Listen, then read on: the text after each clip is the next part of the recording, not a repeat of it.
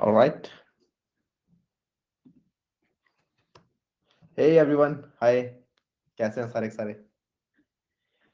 हाय, good evening.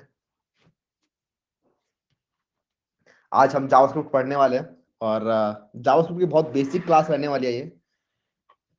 धीरे धीरे करके हम जावास्क्रिप्ट के अंदर एडवांस कंसेप्ट भी पढ़ रहे होंगे, जिसकी हेल्प से हमारी डायनामिक वेबसाइट बन रही होंगी। ठीक है, तो थोड़ी देर के लिए लोगों को आने देते हैं और मैं एक बार बता भी देता हूँ, दोबारा से एक बार अलर्ट कर देता हूँ सबको।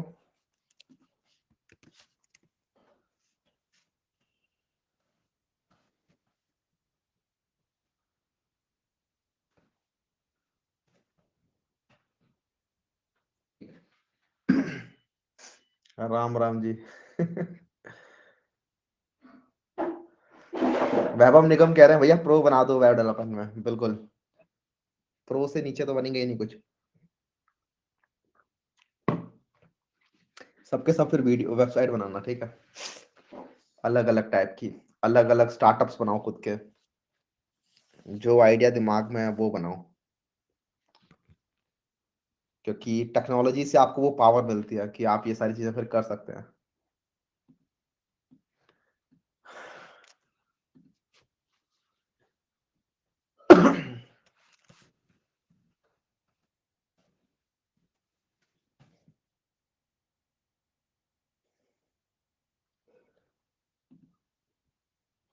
ठीक है,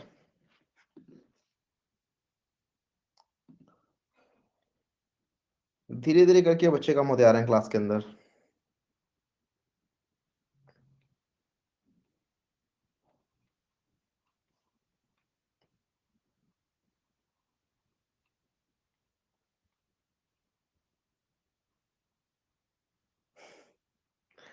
मार्की टैग कितने सालों पहले यूज हुआ करता था भाई साहब, अब कोई यूज नहीं करता मार्की टैग। जब मैं 8th क्लास में था तब मैंने पढ़ा था, एक मार्की टैग टैग होता था एक, उससे ना वो टेक्स्ट ऐसे लेफ्ट टू राइट जाता है। लेकिन आजकल हमारे पास ट्रांजिशन है, एनिमेशन है। वो तब था जब आपको सिंपल HTML से एनिमेशन बनानी होती थी, नकली एनिमेशन। तो उसके लिए एक मार्की टैग हुआ करता था बहुत पहले।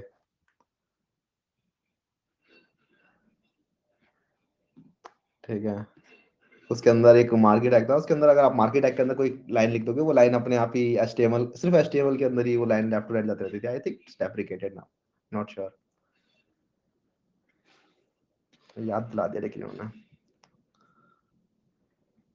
ठीक है, this is here and this is here. ठीक है, थोड़ी देर और वेट कर लेते हैं, लोगों को आने देते हैं यार, फिर हम स्टार्ट करेंगे अपना JavaScript. Late me just create a folder.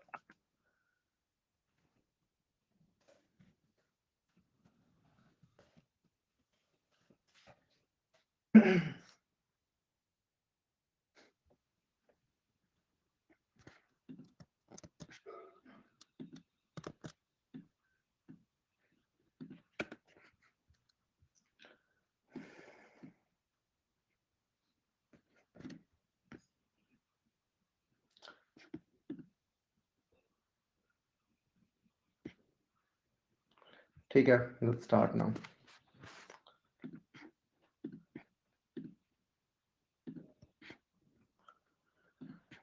Perfect. तो सबसे पहले तो जावास्क्रिप्ट करते क्या है, ठीक है। आपको मैंने बताया था बहुत शुरुआत में, वेब डेवलपमेंट की स्टार्टिंग में, कि हमारे पास तीन चीजें होती हैं, HTML, CSS और जावास्क्रिप्ट। यही तीन चीजें हमें करनी होती हैं, जिससे आपकी पूरी की पूरी वेब डेवलपमेंट हो जाती है। अब HTML का हमें पता है, हमने लेआउट्स वगैरह बनाए थे, div tag, anchor tag, HTML के अंदर H1 H2 इमेज वगैरह सब कुछ, वो div टैग्स वगैरह सब आया था इसके अंदर, राइट। इसके बाद हमने देखा CSS को, जिसकी हेल्प से आप उन्हीं टैग्स को स्टाइलिंग दे सकते थे। लेकिन अभी तक आप किसी भी जगह पे कुछ क्लिक कर रहे हो तो कुछ हो नहीं रहा है, आपके बटन्स बन गए लेकिन क्लिक करने पे कुछ नहीं हो रहा। मे बी HRF के अंदर जो एंकर टैग है उन पे क्लिक करो तो कुछ हो जाए, लेकिन इसके अलावा आपके पास responsive as in dynamic website नहीं है, कहीं से डेटा नहीं आ रहा आपके पास, आप कुछ कैलकुलेशन नहीं कर सकते अपनी वेबसाइट के अंदर अभी से, ठीक है। स्टाइलिंग वाली कैलकुलेशन आप सीएसएस में कर सकते हो, लेकिन एक्चुअल प्रोग्रामिंग अभी तक आप नहीं कर सकते। मुझे कोई बताएगा अभी तक हम इस वेब डेवलपमेंट कोर्स के अंदर कितनी प्रोग्रामिंग लैंग्वेजेस पढ़ चुके हैं?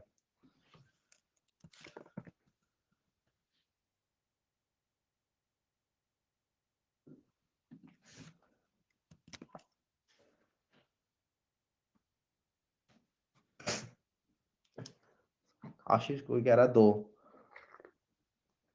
एचटीएमएल सीएसएस लोग कह रहे हैं। एक्चुअली एचटीएमएल और सीएसएस प्रोग्रामिंग लैंग्वेज नहीं है, इनकी हेल्प से आप लोग प्रोग्राम नहीं कर सकते, ठीक है। एचटीएमएल हमने बताया था कि मार्कअप लैंग्वेज होती है। मार्कअप लैंग्वेज एज इन वो बस बताती है कि किस किस फॉर्मेट में टेक्स्ट काम करेगा आपका। आप उसको एक मार्कअप दे देते हो, बताते हैं कि ठीक है H1 के बीच में अगर कोई चीज़ है तो वो एक हेडिंग होगी, P के बीच में कोई चीज़ है तो वो पैराग्राफ होगा। That was that only. इसके बाद जो सीएसएस था that is a styling language.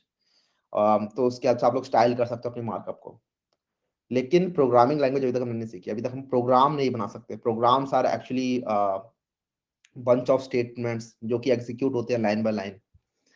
वैसी चीज़ अभी तक हम नहीं कर पाए हैं। तो वो चीज़ हमारी जावास्क्रिप्ट की हेल्प से हो रही होती है, ठीक है? और वो है programming language. HTML and CSS are not programming languages. तो अभी तक हम इस कोर्स में एक भी प्रोग्रामिंग लैंग्वेज नहीं सीखे हैं। अभी तक हम बस बहुत ही बेसिक स्ट्रक्चर बनाना सीखे अपनी वेबसाइट का। अब हम देखेंगे कि आप अपनी वेबसाइट को कैसे डायनामिक बना सकते हो। तो जरा आते हैं अपने index.html के अंदर। बहुत ही बेसिक सा मैं काम यहाँ पर रिपीट कर देता हूँ, जो अभी तक हम देखते आए हैं कि ठीक है, this is our HTML. JavaScript को शॉर्ट में जेएस भी कहते हैं। और अगर मैं यहाँ पे लिख दूंगा H1 के अंदर हाई, तो ये हमें दिखाई देगा, राइट? मैं इसको अगर ओपन करूंगा, ओपन विद लाइव सर्वर, और इसको मैं यहाँ पे अगर ओपन करूंगा तो यू विल सी कि यहाँ पर हाई लिखा आ रहा है। Very good. लेकिन इससे हुआ क्या? इससे बस ये हुआ कि आपने एक HTML लोड किया हुआ है अपने ब्राउजर के अंदर, और वो ब्राउजर आपके HTML को पार्स करता है, देखता है कि अच्छा ये H1 के बीच में इसने हाई लिखा हुआ है तो मैं लिख देता हूँ। इसके अलावा और कुछ नहीं हो रहा है इसके अंदर। लेकिन अगर आप चाहते हो इसके अंदर स्क्रिप्ट को रन करना, basically JavaScript is a script या फिर प्रोग्रामिंग कुछ भी कह सकते हो आप, ठीक है? प्रोग्रामिंग का कोड इज कॉल्ड स्क्रिप्ट। वो अगर आप रन करना चाहते हो तो उसके लिए हमारे पास एक स्क्रिप्ट टैग होता है, ठीक है? तो जैसे HTML के अंदर हेड टैग है, बॉडी टैग है, similarly we have a script tag. और स्क्रिप्ट टैग को ऑलरेडी हम एक बार यूज कर चुके हैं। अभी तक हम जो फॉन्ट ऑसम से लेके आ रहे थे, एक स्क्रिप्ट लेके आ रहे थे, राइट? फॉन्ट ऑसम की स्क्रिप्ट, और उसको हम अपनी बॉडी में यहाँ पर डाल दे रहे थे। That was a script tag. तो हम भी अपनी एक स्क्रिप्ट बना सकते हैं यहाँ पर, और उसके लिए हम यहाँ पे आएंगे script and then hit tab. और ये जो स्क्रिप्ट एलिमेंट है, इसके अंदर हम लोग अब अपनी स्क्रिप्ट लिख सकते हैं। स्क्रिप्ट क्या होती है भैया? अपनी वो प्रोग्रामिंग लैंग्वेज। यहाँ पर हम जावा स्क्रिप्ट लिख सकते हैं। तो JavaScript is a programming language जो आपके ब्राउजर्स के अंदर रन हो सकती है, ठीक है? तो सिंपल ब्राउजर स्पेसिफिक ही इस लैंग्वेज को बनाया गया है। इसकी हेल्प से आप लोग ब्राउजर के अंदर प्रोग्रामिंग लैंग्वेज, प्रोग्राम का कोड लिख सकते हो। जब नोड जेएस बनाई गई तो फिर वो एक अलग इंजन बनाएगा सो दैट आप ब्राउजर वाली लैंग्वेज से ही बैकएंड का कोड कर सको। लेकिन actually it was intended and it was purpose for making programming language run in browsers. अब ब्राउजर्स के अंदर रन हो रही है हमारी लैंग्वेज, देखते हैं कैसे। तो अभी हम ये सारी चीजें देखेंगे वैसे, लेकिन लेट्स डू समथिंग कि let name equals to Anuj console.log name। तो ये सिंटैक्स समझ में नहीं आएगा अभी कि क्या चल रहा है यहाँ पर, लेकिन दिस इज एक्चुअली जावास्क्रिप्ट। जो इसके बीच में हम लिख रहे हैं ना, दिस इज जावास्क्रिप्ट का कोड। और ये कोड आपको यहाँ दिखाई नहीं देगा कहीं पे कि भैया कहाँ लिख दिया। वो स्क्रिप्ट दिख नहीं रही, बॉडी के अंदर स्क्रिप्ट है लेकिन स्क्रिप्ट दिख नहीं रही। इसको अगर आपको देखना है तो इसके लिए आपको यहाँ पर करना पड़ेगा इंस्पेक्ट, एंड देन इवन अगर आप इंस्पेक्ट भी करोगे तो बॉडी के अंदर आप देखोगे कि ठीक है स्क्रिप्ट तो दिख रही है, लेकिन ये स्क्रिप्ट जगह कितनी ले रही है? कुछ भी जगह नहीं ले रही। डिस्प्ले नन है स्क्रिप्ट का, और बाय डिफॉल्ट स्क्रिप्ट का डिस्प्ले नन ही होता है। डिस्प्ले नन मतलब आपके एचटीएमएल के अंदर स्क्रिप्ट में जो भी लिखा है वो कुछ नहीं दिखाई देगा। तो फिर क्या फायदा इसका? कहाँ रन हो रही है? एक्चुअली ये रन हो रही है यहाँ पे। अगर आप कंसोल में क्लिक करोगे तो ऊपर आपके पास एक एलिमेंट है, then if you click on this console तो आप यहाँ पर देखोगे अनुज लिखा आ रहा है, ठीक है? और late me just make it little bit बिगर ठीक है, यहाँ पर अनुज लिखा है। ये अनुज कहाँ से लिखा है? हमने यहाँ पे लिखा था। हमने एक वेरिएबल यहाँ पे बनाया है अनुज, और उसको हमने यहाँ पे कंसोल लॉग कराया है। इसके बारे में भी हम पढ़ रहे होंगे, लेकिन हाँ, इससे हमें पता चलता है कि ठीक है हमारे वेबसाइट के अंदर एक स्क्रिप्ट भी रन हो रही है। और अगर आप यहाँ पे क्लिक करोगे तो देखोगे कि इंडेक्स एचटीएमएल नंबर 15 के अंदर ये अनुज से वहां से प्रिंट हुआ है। और आप यहाँ पे देखोगे लाइन नंबर 15 है एक्चुअली, जहां से ये चीज प्रिंट हुई है। कंसोल लॉग नेम यहाँ से प्रिंट हुआ है लाइन नंबर 15 से, ठीक है? तो ये यहाँ से आ रहा है। तो यहाँ पर हम अपना कोड कर सकते हैं। इवन यहाँ पर ये जो कंसोल है ना, इस कंसोल के अंदर भी हम अपनी सेम जावास्क्रिप्ट को रन कर सकते हैं। जैसे आप लोग अपने एलिमेंट्स के अंदर यहाँ पर कुछ-कुछ स्टाइलिंग वगैरह देना स्टार्ट कर सकते हो, राइट? यहीं पे आप लोग कुछ स्टाइलिंग देते हो, लेकिन वो आपको पता है कि वो बस local to this testing environment ही है, लेकिन जैसे आप रिलोड करोगे सब गायब हो जाएगा। सिमिलरली यहाँ पर भी आप लोग कुछ-कुछ चीज़ें लिख सकते हो। फॉर एग्जांपल अगर मैं यहाँ पे दोबारा से सेम चीज़ लिखूँ, var name equals to let's say Dinesh. हम ठीक है, नेम ऑलरेडी हम बना चुके हैं, तो नेम को हम दोबारा से नहीं बना सकते, तो हम यहाँ पर दूसरा नाम बनाएंगे। Let's say var last name equals to Sharma. और अगर मैं यहाँ पर लास्ट नेम को ऐसे करता हूँ एंटर, तो आप देखोगे यहाँ पर शर्मा वगैरह लिखा आ रहा है। एंड यहाँ पर हम अपनी वही जो भी कैलकुलेशन सब कर सकते हैं, जैसे कि 4 + 5 में लिखूंगा तो 9 लिखा आएगा, या फिर 5 × 4 करूंगा तो यहाँ पर 20 लिखा आएगा। तो यहाँ पर वो सारी सारी चीजें काम करेंगे, बिकॉज यहाँ पर एक्चुअली आप अपनी स्क्रिप्ट लिख सकते हो। इसके अंदर भी हम मूव करेंगे, लेकिन अभी हमने जो चीज देखी कि यहाँ पर जो अनुज लिखा आ रहा है, late me just reload this again. यहाँ पर जो अनुज लिखा आ रहा है, ये आ रहा है क्योंकि आपने एक स्क्रिप्ट एलिमेंट का यूज किया है और उसको आप अपनी बॉडी के अंदर यहाँ पे लिख रहे हो। ठीक है, बॉडी के अंदर जैसे बॉडी खत्म होने वाली होती है उससे जस्ट ऊपर आप लिख देते हो। इसके अलावा आप एक और चीज कर सकते हो कि आप अपनी एक्सटर्नल सीएसएस, अपनी एक्सटर्नल जावास्क्रिप्ट भी बना सकते हो। जैसे आप लोग खुद की स्टाइलिंग भी कर सकते हो, राइट? अपने हेड के अंदर आए, आप यहाँ पर स्टाइलिंग कर दी, और यहाँ पे आप अपनी सीएसएस लिखनी स्टार्ट कर सकते हो स्टाइल के बीच में। सिमिलरली स्क्रिप्ट के बीच में आप लोग अपनी जावास्क्रिप्ट लिखना स्टार्ट कर सकते हो। लेकिन मैंने बताया था कि रिकमेंडेड प्रैक्टिस क्या होती है? रिकमेंडेड प्रैक्टिस होती है कि आप अपनी खुद की एक अलग जावास्क्रिप्ट की फाइल बनाओ। सिमिलरली जैसे आप style.css बनाते थे, वैसे ही आप लोग एक बनाओगे नई file which is called script.js। तो इसका एक्सटेंशन होता है .js। जावास्क्रिप्ट के एक्सटेंशन होते हैं .js। ये .js वाली फाइल आपने बनाई, और इसके अंदर भी अब आप सेम काम कर सकते हो। ठीक है, इसके अंदर आपने बनाया सपोज करो var age equals to let's say 25, और यहाँ पे आपने प्रिंट कराया console.log एज इज एज। तो ये भी काम करेगा, लेकिन अभी फिलहाल ऐसे काम नहीं करेगा। ये अभी अगर मैं चलाऊंगा तो काम नहीं करेगा। क्यों नहीं करेगा? बिकॉज अभी हमने इसको कनेक्ट नहीं किया। हमने एक्सटर्नल जावास्क्रिप्ट जो बनाई है, ये जो स्क्रिप्ट बनाई है, इसको हमने अपनी इस एचटीएमएल के साथ कनेक्ट नहीं किया है। तो कनेक्ट करने के लिए व्हाट वी डू इज, यहाँ पर हम कहेंगे स्क्रिप्ट, लिखेंगे स्क्रिप्ट विद सोर्स। ठीक है, तो स्क्रिप्ट इसके अंदर सोर्स एट्रीब्यूट, और इस सोर्स एट्रीब्यूट के अंदर आप बताओगे कि वो कौन सी फाइल है जिसकी स्क्रिप्ट को आप रन करना चाहते हो। तो यहाँ पर हम अपनी स्क्रिप्ट बता सकते हैं, वो है यही वाली script.js। तो ये इसी फोल्डर के अंदर है, index.html जिस फोल्डर के अंदर है उसके हिसाब से स्क्रिप्ट कहाँ पर प्रेजेंट है। जिस फोल्डर में इंडेक्स है उसी फोल्डर में स्क्रिप्ट भी है। तो यहाँ पर लिख सकते हैं सिंपल script.js। एक और चीज याद रखने वाली है कि आप देख रहे हो कि मैंने एक स्क्रिप्ट ऊपर भी लिखी है, एक स्क्रिप्ट नीचे भी लिखी है। आप जितनी मर्जी स्क्रिप्ट लिख सकते हो। ठीक है, अगर आपके पास एक दो स्क्रिप्ट की फाइल और है तो आप उसको भी यहाँ पर चला लोगे, तो हुआ क्या, पहले ये वाली स्क्रिप्ट रन होगी, उसके बाद ये वाली स्क्रिप्ट रन होगी, अंदर नीचे वाली स्क्रिप्ट रन होगी। ठीक है, हमारे पास अभी एक ही है, और अभी अगर हम इसे चलाएंगे तो ये काम करेगा, और आप देखोगे अनुज एज इज 25 लिखा रहा है, राइट? तो दोनों स्क्रिप्ट रन हो रही हैं। और रिकमेंडेड प्रैक्टिस हमेशा ये होती है कि आप ऐसे स्क्रिप्ट यहाँ पे ना लिखो, आप एक एक्सटर्नल स्क्रिप्ट बनाओ अपनी, और उसके अंदर अपनी जो भी जावास्क्रिप्ट है वो लिखोगे। ठीक है, तो इस तरीके से आप लोग अपनी जावास्क्रिप्ट को कनेक्ट कर रहे होते हो। अब यहाँ पर एक क्वेश्चन और आ सकता है आपके मन में कि भैया बॉडी के अंदर ही स्क्रिप्ट क्यों लिख रहे हैं? क्या हम यहाँ पे स्क्रिप्ट नहीं लिख सकते?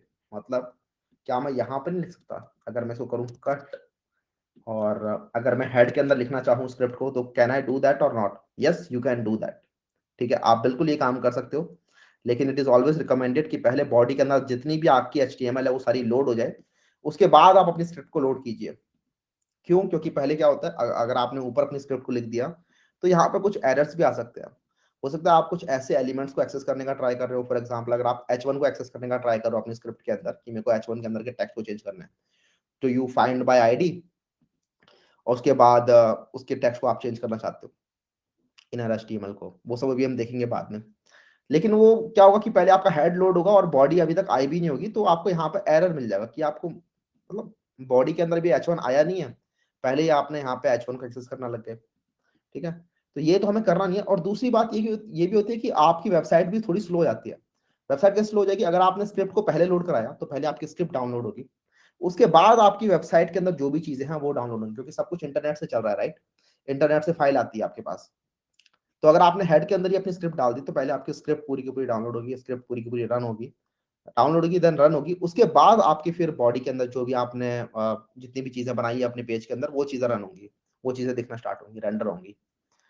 तो इट इज ऑलवेज रिकमेंडेड कि जब सब कुछ हो जाए पहले आराम से HTML को हो जाने दो, उसके बाद बॉडी के अंदर सबसे एंड में यहाँ पर अपनी स्क्रिप्ट को रन कर दो। आप यहाँ भी लिखोगे, यहाँ भी काम करेगा ये, देखो यहाँ भी अनुज प्रिंट हो रहा है, नो वरीज। लेकिन इट इज ऑलवेज रिकमेंडेड कि आप लोग अपनी स्क्रिप्ट को आओ और बॉडी के अंदर सबसे एंड में लिखो। तो ये था एकदम बेसिक कि ठीक है हमारे पास स्क्रिप्ट होती है, स्क्रिप्ट की हेल्प से हम काफी सारी चीजें अचीव कर सकते हैं, अभी हम देखेंगे भी।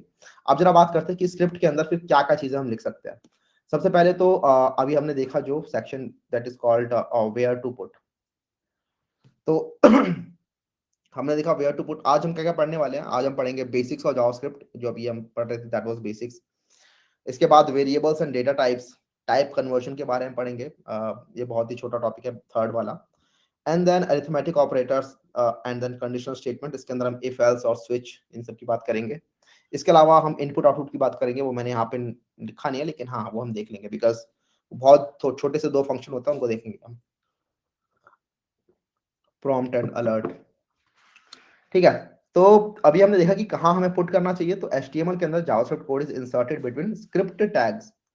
तो स्क्रिप्ट टैग्स के अंदर आप पुट कर रहे होते हो, और जैसे यहाँ पर देखो स्क्रिप्ट के अंदर पुट किया, you can place any number of scripts in an HTML document. Script can be placed in the body or in the head section of element or in both. ठीक है, we can also create a separate external JavaScript, ये हमने देख लिया कि external बना के उसको फिर आप इस तरीके से कनेक्ट कर सकते हो। Now let's talk about keywords. तो कीवर्ड्स क्या होते हैं? कीवर्ड्स कुछ ऐसे वर्ड्स होते हैं जो जावास्क्रिप्ट ने रिजर्व कर रखे हैं। जावास्क्रिप्ट ने बोल रखा है कि ये वर्ड्स हमारे खुद के हैं, इन वर्ड्स को आप लोग यूज नहीं करोगे। तो अब बेसिकली हो गया ना कि अब हम जावास्क्रिप्ट के अंदर कोड करना स्टार्ट करेंगे, हम कुछ वेरिएबल्स बनाएंगे, ठीक है, आइडेंटिफायर्स जिन्हें कहते हैं, हम कुछ वेरिएबल्स बनाएंगे, कुछ फंक्शन के नेम लिखेंगे।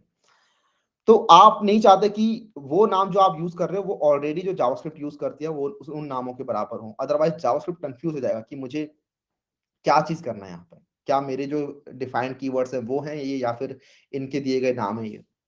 तो आपको ये रिकमेंड किया जाता है, और ये कहा भी जाता है कि अगर आप इनमें से कुछ भी यूज करोगे तो वहां पे आपको एरर मिलने वाला है। ठीक है, तो दीज आर द कीवर्ड्स जिनकी हेल्प से आपकी programming language which is JavaScript in this case वो काम करेगी। तो दीज आर द कीवर्ड्स, इनमें से काफी सारे कीवर्ड्स को हम देख चुके होंगे जब तक हमारा जावास्क्रिप्ट खत्म होगा, और काफी सारे कीवर्ड्स हम आज भी देख रहे होंगे। इन सबको रटने की जरूरत नहीं है, धीरे धीरे करके आप कुछ कुछ समझते ही रहोगे, और धीरे धीरे करके आप और ज्यादा एडवांस पढ़ोगे तो और चीजें भी आप टाइम के साथ चीजें सीखते रहोगे। तो दीज वर अबाउट कीवर्ड्स। इसके बाद हमारी जावास्क्रिप्ट के अंदर स्टेटमेंट्स क्या होती हैं? तो a computer program is a list of instruction to be executed by computer in a programming language, these programming instructions are called statements. तो जो भी एक एक लाइन हम लिख रहे हैं, अभी तक हमने क्या क्या लाइनें लिखी हैं अगर आप देखोगे, तो मैंने बस ये लाइन लिखी थी, वेर एज इक्वल्स टू 25, ठीक है, वेर एज इक्वल्स टू 25 मैंने यहाँ पर लिखा, और this is actually a statement. Similarly मैंने कंसोल डॉट लॉग लिखा, this was also an statement. तो स्टेटमेंट क्या होती है? स्टेटमेंट से ही बेसिकली आपके कंप्यूटर के अंदर चीजें एग्जीक्यूट होती हैं। स्टेटमेंट्स आर एक्चुअली इंस्ट्रक्शन जो आप देते हो अपने प्रोग्राम कंप्यूटर को करने के लिए। JavaScript program is a list of programming statements. तो अगर बहुत सारी स्टेटमेंट्स को आप मिला देते हो, उनको बटल कर देते हो, that is called a program. तो यहाँ पर आप देखोगे तो यहाँ पर कुछ स्टेटमेंट्स हैं, 4 स्टेटमेंट्स हैं। इन 4 स्टेटमेंट्स को अगर हम कंबाइन कर दें, मतलब इन 4 स्टेटमेंट्स को एक बंडल में बोलेंगे कि हाँ दिस इज आवर प्रोग्राम, और ये प्रोग्राम कर क्या रहा है? ये प्रोग्राम 2 नंबर्स को लेके ऐड करके तीसरे एक वेरिएबल में डाल देता है। तो ये स्टेटमेंट्स वगैरह देखने से पहले हमें पता होना चाहिए कि ठीक है ये वेरिएबल वगैरह क्या होते हैं, डेटा टाइप्स क्या होते हैं। तो अभी तक हम जो भी चीजें कर रहे हैं, एक्चुअली प्रोग्रामिंग के अंदर ये होता है कि आप जितनी भी चीजें कर रहे होते हो, जो भी ऑपरेशन कर रहे होते हो, वो अल्टीमेटली आपके ऑपरेटर्स के ऊपर आ रहे होते हैं। ऑपरेटर्स, ऑपरेंड अभी हम देखेंगे कि आप या तो अरिथमेटिक ऑपरेशन करोगे, 2 चीजों को प्लस करोगे, माइनस करोगे। इसके अलावा आप माइनस, डिवाइड, मल्टीप्लाई ये सब चीजें कर रहे होते हो।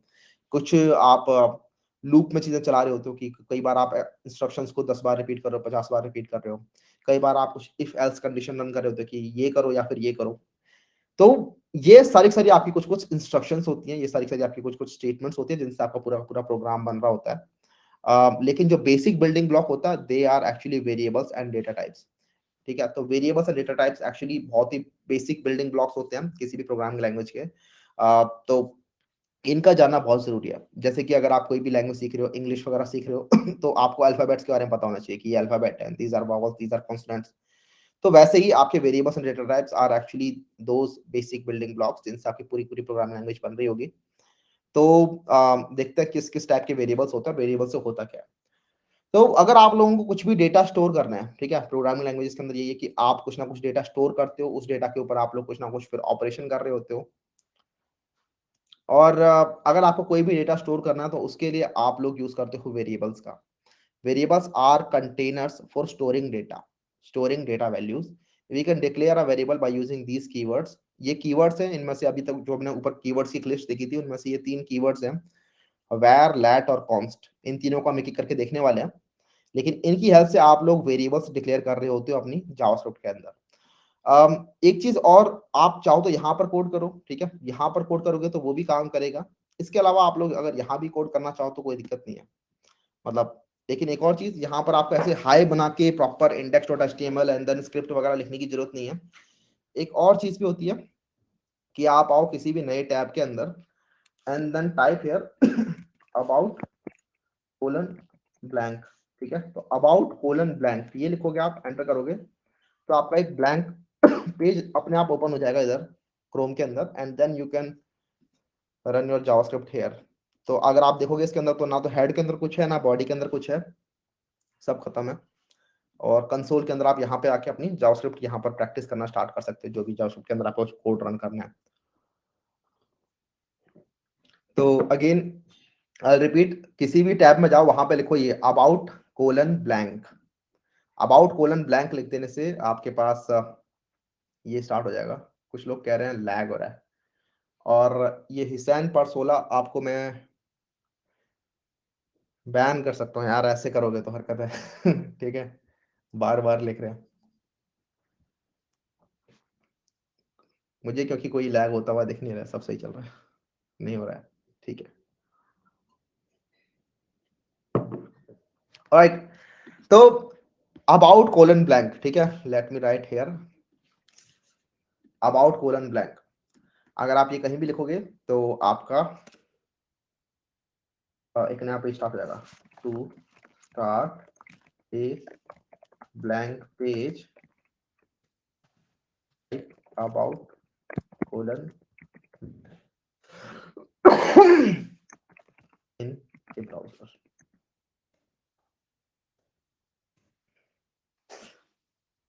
ये स्टार्ट हो गया, इसके बाद हम यहाँ पे कंसोल में काफी सारी चीजें कर सकते हैं। तो अभी हम देख रहे थे कि हमारे पास टोटल 3 चीजें होती हैं। 3 चीजें कौन-कौन सी हैं? तो first one is var for declaring variables. ये एक ओल्ड तरीका था, यहाँ पे लिखा भी हुआ है ओल्ड।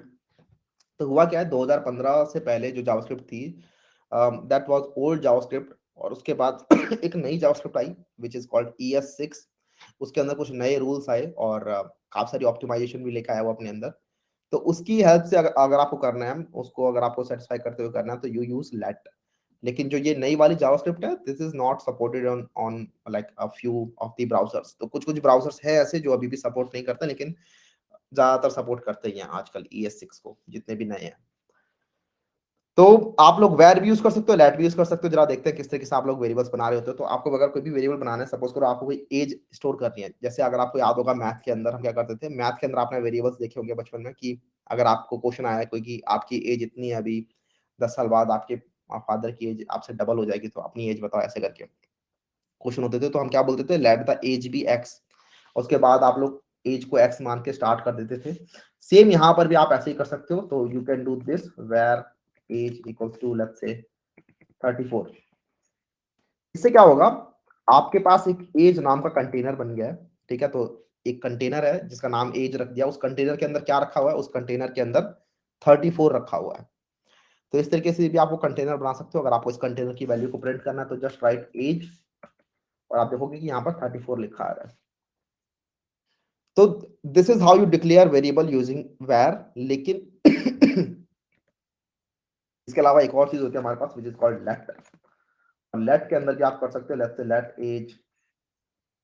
एज दोबारा लिखूंगा तो वो काम नहीं करेगा, बिकॉज एज आपने ऑलरेडी एक बार डिक्लेयर कर दिया। तो यहाँ पे लेट से लेट नेम, नेम छोड़ो, लेट मल्टीप्लायर, मैंने कुछ भी यहाँ पे वेरिएबल का नाम बना दिया। वेरिएबल के नाम को बनाने के क्या-क्या तरीके होते हैं वो भी हम देखेंगे। लेट्स से 2.4 इस तरीके से मैंने एक दूसरा वेरिएबल बनाया जिसका नाम मैंने मल्टीप्लायर रख दिया। इसके बाद अगर मैं मल्टीप्लायर को प्रिंट करूंगा तो मेरे को 2.4 वैल्यू मिल जाएगी इस तरीके से, ठीक है। तो लेट और वेर में डिफरेंस क्या है? Let is new, var is old way, और उसके बाद लेट जो होता है वो एक स्कोप वेरिएबल होता है। स्कोप के बारे में भी हम देखेंगे कि स्कोप वेरिएबल किस तरीके से काम करता है। एक्चुअली आप जावास्क्रिप्ट के अंदर स्कोप बना सकते हो डिफरेंट डिफरेंट, और उन स्कोप के अंदर अगर आप काम करोगे तो आप उस स्कोप के वेरिएबल्स को ही डिफाइन करोगे, ग्लोबली वो डिफाइन नहीं हो रहे होंगे। अगर आपके ऊपर से जा रही है ये चीजें तो अभी टेंशन मत लो, धीरे धीरे करके सब समझ रहे होंगे। But this is how you declare variables. ऐसे आप इसके अंदर नंबर स्टोर कर सकते हो, ऐसे आप इसके अंदर डेसिमल वैल्यू स्टोर कर सकते हो। सिमिलरली अगर आपको कोई कैरेक्टर स्टोर करना है या फिर स्ट्रिंग स्टोर करनी है तो उसके लिए आपके पास जैसे late name, full name Anuj Kumar Sharma, तो इस तरीके से मेरा यहाँ पर फुल नेम स्टोर हो जाएगा। और फुल नेम नाम का कंटेनर जिसके अंदर आपने ये वैल्यू स्टोर कर लिया, तो this is actually a string.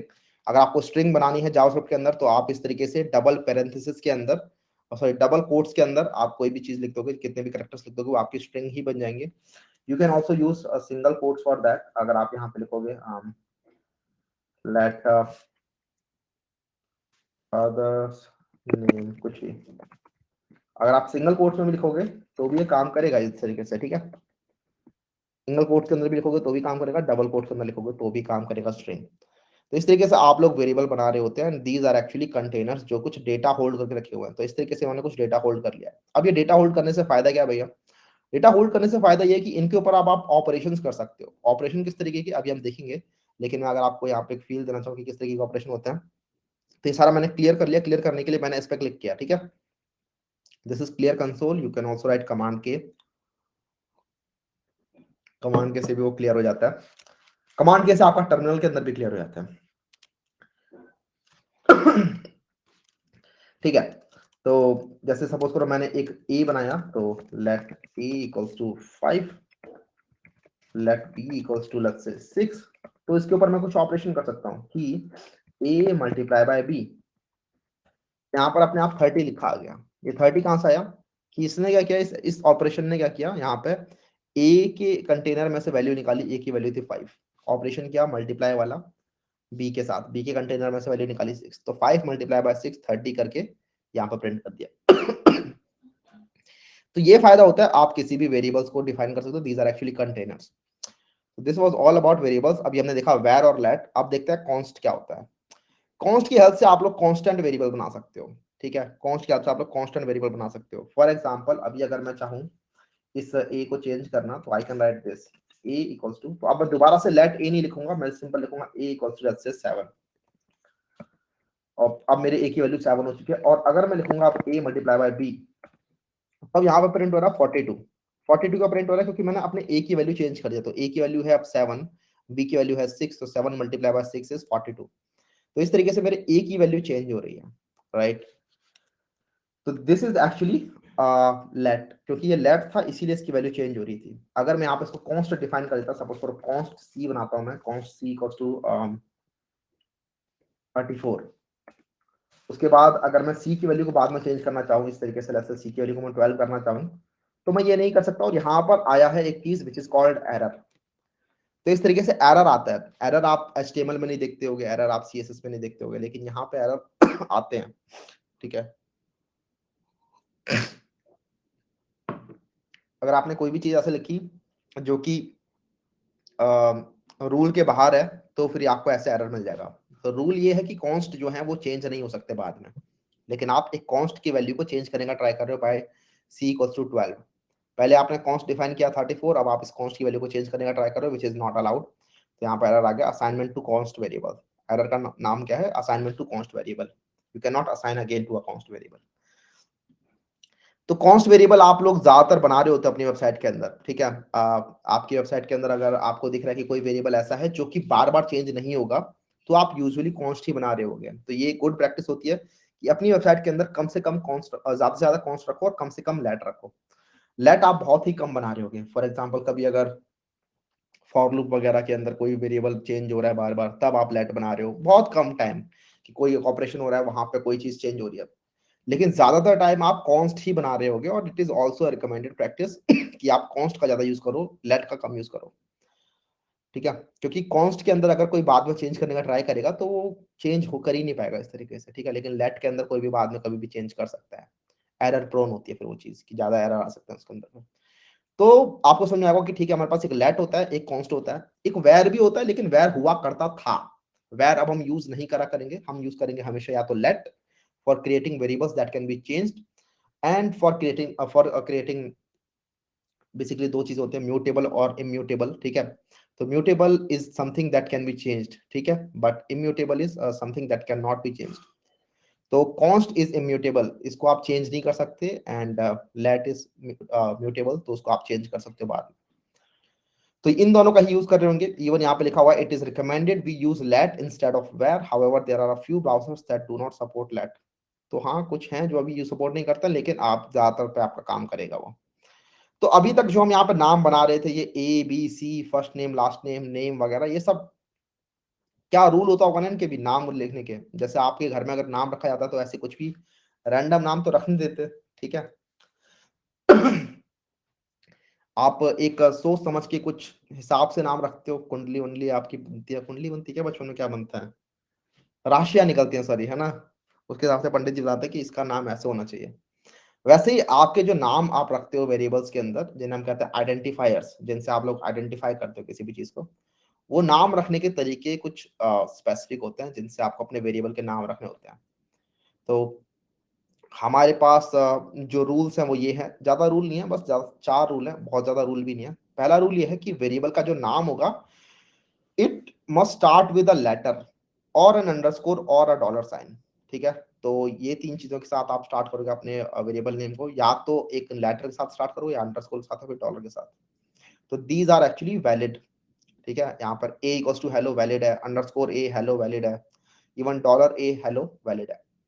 Variable name can not start with a number, तो आप अपने वेरिएबल नेम्स को नंबर से स्टार्ट नहीं करोगे। तो जैसे अगर आपने कभी 1a करा, तो 1a ये आपको एरर दे देगा जावास्क्रिप्ट के अंदर, ठीक है, this is not allowed. Excuse me, आप थोड़ा गले में कुछ ज्यादा ही खराश हो रखी है, ठीक है।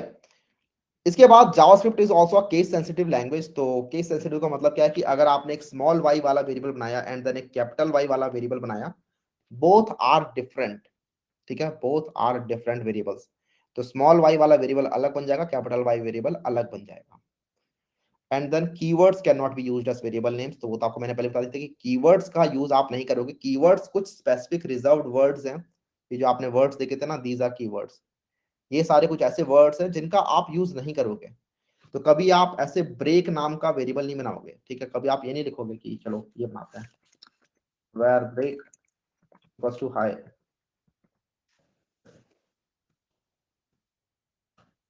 ये नहीं करेंगे। अनएक्सपेक्टेड टोकन ब्रेक, यहाँ पर एक एरर आपको दिख रहा है, क्यों दिख रहा है ऐसा, क्यों नहीं करने दे रहा ये, क्योंकि ब्रेक इज अ कीवर्ड जिसका आप यूज नहीं करोगे। तो यहाँ पे मैं वेर लिख रहा हूँ, आप लेट या कॉन्स्ट दोनों में से किसी का भी यूज कर सकते हो। हम्म तो ये कुछ नेमिंग कन्वेंशन है। सबसे पहला तो आप या तो अंडरस्कोर या डॉलर या फिर लेटर से स्टार्ट करोगे अपने वेरिएबल के नाम को। दूसरा, आपके नंबर से आप स्टार्ट नहीं करोगे। तीसरा, केस सेंसिटिव होता है ये, तो अगर आपने स्मॉल केस लगाया, कहीं पर बड़ा केस लगाया, these are actually two different variables, तो ये याद रखना आप। एंड आप कीवर्ड्स को आप अपना वेरिएबल नेम नहीं बनाओगे। इसके बाद अब बात कर लेते हैं डेटा टाइप की, कि डेटा टाइप क्या होता है। तो अभी मैं आपको एक कमाल की चीज दिखाता हूँ कि यहाँ पर ना JavaScript is not a typed language, ठीक है। JavaScript is not a typed language. Typed language कौन सी होती है, जिनके अंदर आप बता रहे होते हो कि इसका टाइप ये रहेगा, इस वेरिएबल का टाइप ये रहेगा। जैसे आपने अगर इससे पहले कोई और प्रोग्रामिंग लैंग्वेज पढ़ी हो, सी, सी प्लस प्लस, जावा, ठीक है, पाइथन नहीं, तो आपको पता होगा कि एक टाइप्ड लैंग्वेज का सीन होता है। इसका मतलब कि आप ऐसे डिफाइन कर सकते हो कि इंट एज इक्वल्स टू 53 45। तो आपने इंट डिफाइन किया पहले, आपने पहले टाइप डिफाइन किया कोई भी वेरिएबल बनाने से पहले, राइट। कंसोल कहाँ पे होता है, कंसोल अगर आपको ढूंढना है तो late me just do this again. Right click किया, इंस्पेक्ट पे गए, उसके बाद आप यहाँ पर देखोगे एलिमेंट्स लिखा आ रहा है और साथ में कंसोल लिखा आ रहा है। मैंने इस पर क्लिक कर दिया तो यहाँ पर मेरा कंसोल ओपन हो जाएगा इस तरीके से। तो टाइप लैंग्वेज नहीं है, इसका मतलब आप यहाँ पे ऐसे डिफाइन करोगे, सपोज करो let age equals to 23, age is already been declare, तो इसलिए एज दोबारा से डिक्लेयर करने देगा नहीं है। तो लेट तुम्हें को ना सबसे ज्यादा दिक्कत वेरिएबल का नाम सोचने में आता है। सपोज करो लेट एक्स इक्वल्स टू 34। तो यहाँ पे मैंने बताया नहीं कि मेरा x क्या है, मेरा x इंटीजर है, डबल है, फ्लोट है, ठीक है। ये कुछ डेटा टाइप्स हुआ करते हैं आपकी दूसरी प्रोग्राम लैंग्वेजेस के अंदर। यहाँ पर आपके गिन चुन के ज्यादा 4-5 डेटा टाइप्स होते हैं, वो हम देखेंगे सारे सारे एक करके। तो आपने कुछ डिफाइन नहीं किया, x क्या है, नंबर है, क्या है। तो अगर आप यहाँ पे आप बाद में कभी ये करते हो कि x इक्वल्स टू लेट्स से अनुज, अब बताओ क्या यहाँ पे एरर आएगा या नहीं आएगा, मुझे ये बताओ।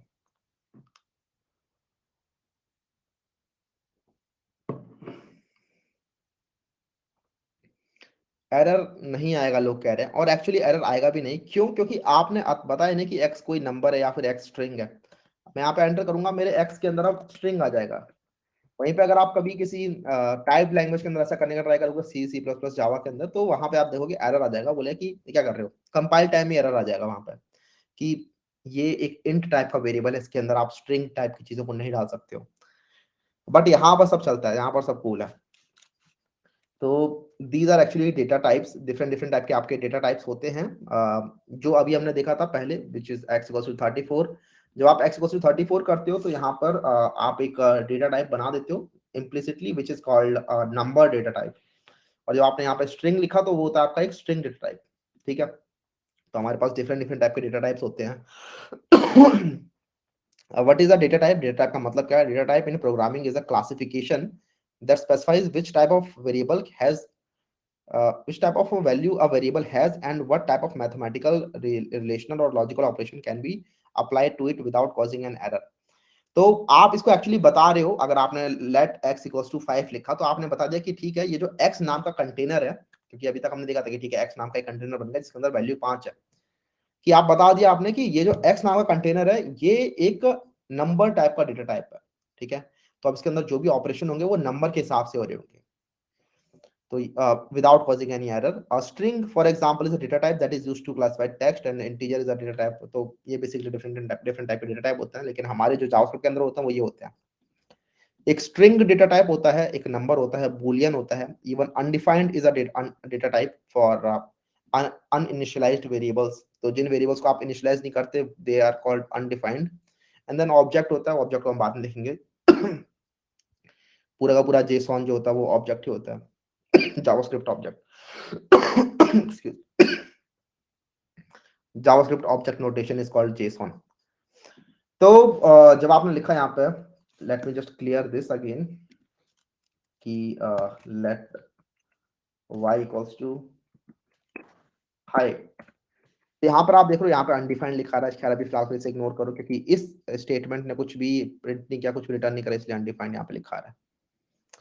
तो अभी अगर आपको चेक करना है कि ये जो y है इसका डेटा टाइप क्या है, तो उसके लिए we have another operator. Operator की बात अभी हम कर रहे होंगे और इवन मैंने बताया भी हुआ है स्लाइड के अंदर, लेकिन this there is an operator called type of. तो जस्ट राइट टाइप ऑफ, ठीक है। उसके बाद वेरिएबल का नाम बता दो, टाइप ऑफ y। यहाँ पे आप देखोगे स्ट्रिंग लिखा रहा है, इसका मतलब कि जो y का टाइप है स्ट्रिंग टाइप का है। टाइप का मतलब क्या है? डेटा टाइप, कि स्ट्रिंग टाइप का डेटा टाइप है। अगर मैं y को कर देता हूँ सपोज करो 23 और अब मैं एंटर करता हूँ और अब मैं दोबारा से इस पर लिखता हूँ टाइप ऑफ, तो अब मेरे को दोबारा लिखने की जरूरत नहीं है। I can just press the up arrow की। अप एरो की दबाऊंगा तो लास्ट स्टेटमेंट आ गई, उसके दोबारा एक बार बताऊंगा तो उससे पहले वाली स्टेटमेंट आ गई। मैं एंटर करूंगा तो यहाँ पे लिखा रहा है नंबर। तो ऊपर सेम वेरिएबल का टाइप था स्ट्रिंग, नीचे उसी वेरिएबल का टाइप चेंज हो गया है। तो इस तरीके से टाइप चेंज होता रहेगा। अगर मैं लिखता हूँ y इक्वल्स टू ट्रू और अब मैं टाइप ऑफ y लिखता हूँ, तो अब टाइप मेरा चेंज हो गया, इट इज नाउ बुलियन, ठीक है। तो इस तरीके से मेरे टाइप चेंज होते रहेंगे। अगर मैं लिखता हूँ y equals to let's say this की x,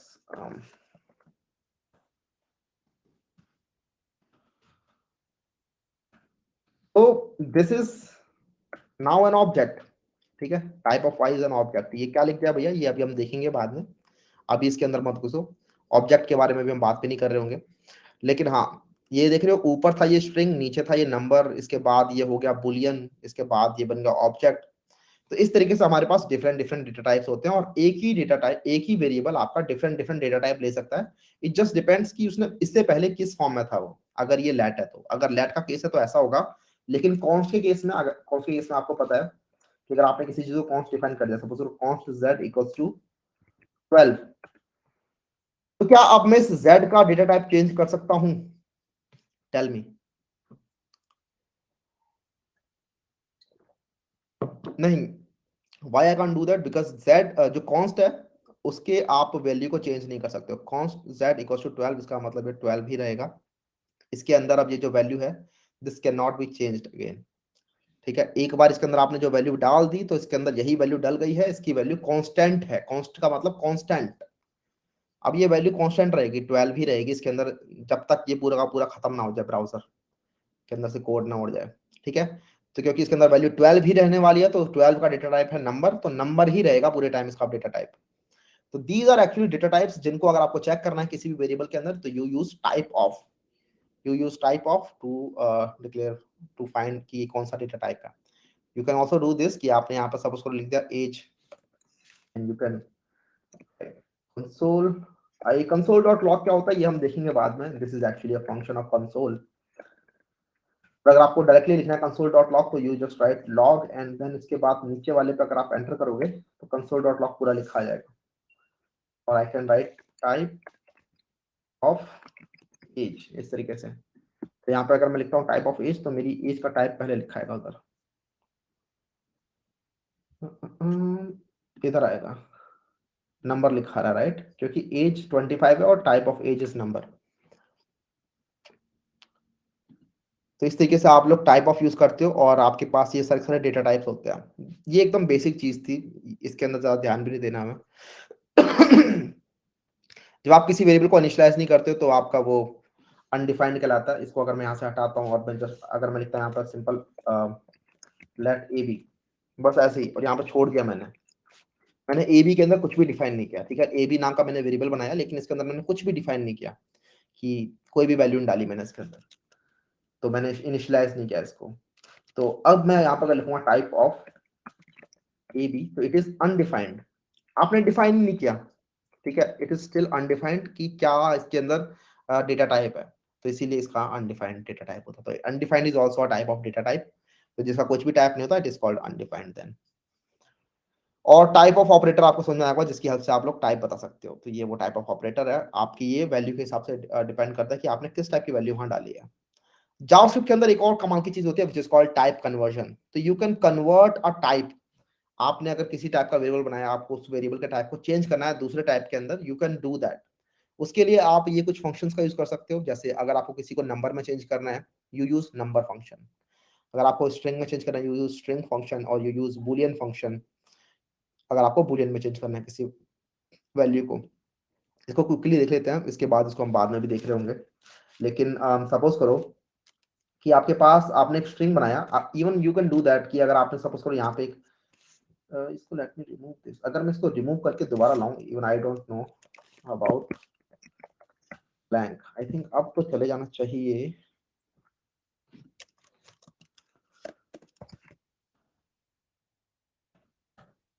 ठीक है।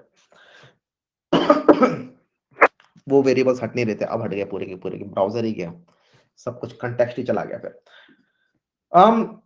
ठीक है, x इक्वल टू 34 मैं क्या बताने वाला था आपको, हाँ मैं चेंज करके बताने वाला था कि अगर सपोज करो आपने ये किया x इक्वल्स टू, और आपने एक स्ट्रिंग बनाया, स्ट्रिंग के अंदर आपने डाल दिया सपोज करो 5 6 7 8, ठीक है। तो अगर अभी मैं टाइप चेक करूंगा, टाइप ऑफ x, तो मुझे बताओ क्या आने वाला है, टाइप ऑफ x क्या होगा?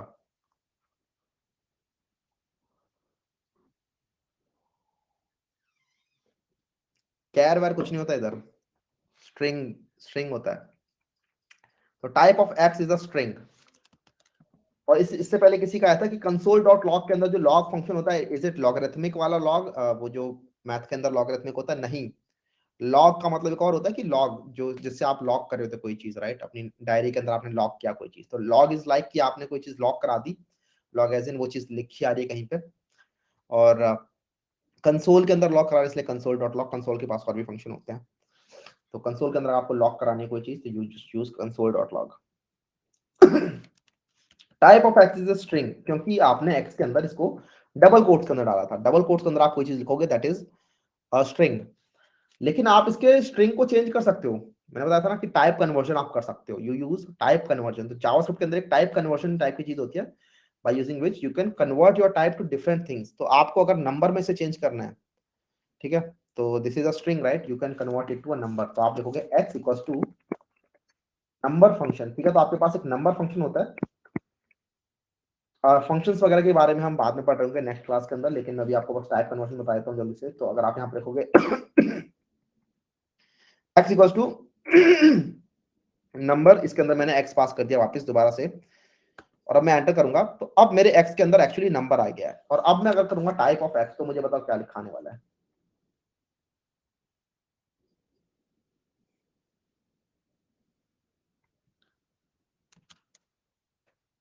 नंबर आ रहा है, ठीक है। इससे पहले भी किसने पूछा भैया इसको VS कोड में कोड नहीं कर सकते, हाँ कोड कर सकते हैं, बट मैं अगर VS कोड में करूंगा सेम चीज, मतलब बहुत ही बेसिक चीज अभी मैं आपको बता रहा हूँ, we are not doing any advance stuff अभी।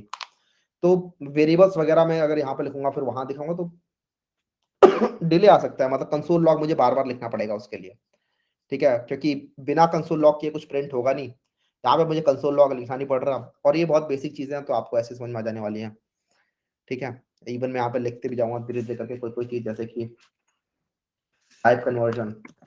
अच्छा ये आपके वो होते हैं कमेंट्स होते हैं, मैंने कमेंट्स बताया भी नहीं। कमेंट्स जैसे किसी भी लैंग्वेज के अंदर होते हैं, यू यूज डबल स्लैशेस, उसके बाद कुछ भी चीज आप लिखोगे दीज आर कमेंट्स। तो अगर आपको आपने एक वेरिएबल बनाया वेर सब या वेर एज या फिर var x equals to string को लगाना है 2 3 4, और उसके बाद आपने सपोज करो const y equals to number x कर लिया। और अब अगर आप करोगे console dot log type of y, type of y, तो हमें पता है y का टाइप जो है वो नंबर हो जाएगा। ठीक है, ये तो बड़ा हैप्पी केस था कि आपने उसी चीज को कन्वर्ट किया, that is actually a number. लेकिन सपोज करो आपके x के अंदर कुछ ऐसी चीज पड़ी हुई है, इज नॉट अ नंबर, ठीक है। तो abc हमारी एक स्ट्रिंग है, और अगर मैं इसको कन्वर्ट करता हूं नंबर के अंदर, तो आप यहां पर देखोगे दिस इज कॉल्ड नैन, ठीक है। नैन का मतलब क्या होता है, देख खाने वाली नान नहीं है ये ठीक है, this is called not a number, short for not a number. क्यों, क्योंकि ए बी सी जो था वो नंबर तो नहीं था। 5 6 7 8 इसको अगर पार्स करता है जावास्क्रिप्ट तो उसको वो देखता है कि ठीक है 5 6 7 8 this is a number, parse करने के बाद। लेकिन ए बी सी तो एक नंबर नहीं है, तो उसको वो बोलेगा कि ठीक है this is not a number. तो आप ऐसे किसी को भी नंबर के अंदर चेंज नहीं कर सकते बस नंबर फंक्शन लगाने के बाद। एक्स ये जो इसके अंदर अब जो वैल्यू है it is called not a number. अगर मैं एक्स को अभी प्रिंट भी करूंगा तो x is not a number.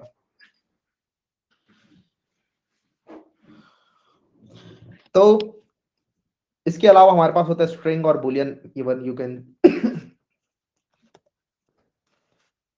const y equals to string, इसके अंदर आपने अगर x लिखा और अगर आप y को प्रिंट करोगे तो अब यहाँ पे स्ट्रिंग के अंदर आपका नॉट अ नंबर प्रिंट हो रहा है, देख रहे हो। तो क्योंकि x के अंदर कुछ था ही नहीं पहले, x के अंदर नॉट अ नंबर था NaN, उसको मैंने कन्वर्ट कर दिया स्ट्रिंग के अंदर, तो नॉट ए नंबर अब मेरा स्ट्रिंग के अंदर आ गया। लेट मी रिमूव दिस, एक और काम करते हैं, y के अंदर डाल देते हैं, सपोज करो 1 2 3 4।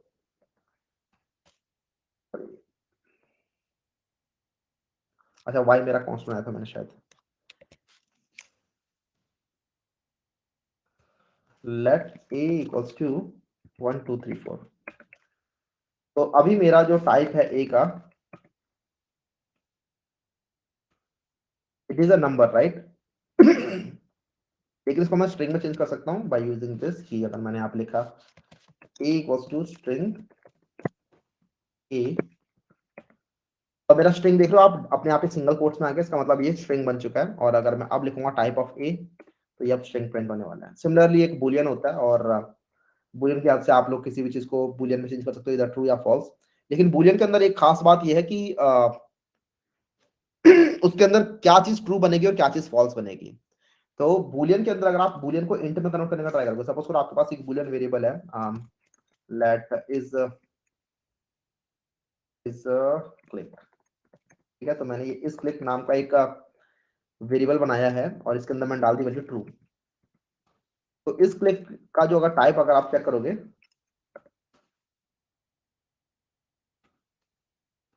यहाँ प्रिंट हो रहा है बूलियन। तो इस क्लिक का टाइप अभी यहाँ पे बूलियन प्रिंट हो रहा है। कूल। अगर मैं इसको एक इंटीजर में कन्वर्ट करूं तो const q equals to number is clicked। ये लाइन समझ में आ रही है क्या हो रहा है इस लाइन के अंदर? मैंने एक कॉन्स्ट वेरिएबल बनाया है जिसको मैंने जिसके अंदर मैंने वो वैल्यू डाली है जो कि इस क्लिक को नंबर में पास करने के बाद हो रहा है। अब मुझे बताओ भाई पीक्यू के अंदर क्या वैल्यू आने वाली है? कुछ लोगों ने कहना स्टार्ट भी कर दिया। अच्छा, सेमीकोलन के अंदर अगर आपको डाउट आ रहा है, कभी कभी मैं सेमीकोलन लिख रहा हूँ, कभी कभी मैं नहीं लिख रहा हूँ, आई एम सॉरी, मुझे पहले बता देना चाहिए था। सेमीकोलन लिखना कंपल्सरी नहीं है जावास्क्रिप्ट के अंदर, लेकिन it is a recommended practice to do so. मैं कभी कभी यहाँ पे मिस कर दे रहा हूँ, लेकिन इट्स अ रिकमेंडेड प्रैक्टिस कि आप लोग सेमीकोलंस लगाओ। जब भी कोई स्टेटमेंट खत्म हो रही है सेमीकोलन लगाओ। मैं कभी कभी मिस कर दे रहा हूँ, लेकिन आपको लगाना चाहिए। तो यहाँ पर अगर आप देखोगे तो पीक्यू के अंदर अगर हम वैल्यू देखें कि क्या प्रिंट आएगी, तो वैल्यू आ रही है पीक्यू के अंदर 1।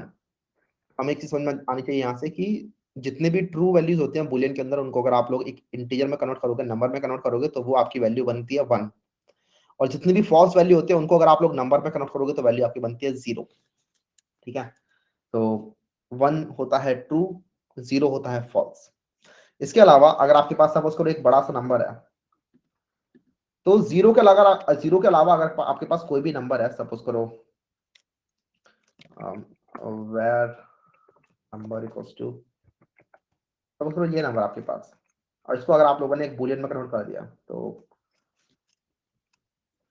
Where bool equals to, Boolean में कन्वर्ट करने के लिए you have this function Boolean function, जिसके अंदर आप लोग ये नंबर पास कर दोगे, और अगर आप इस बूल को प्रिंट करोगे तो you gate true.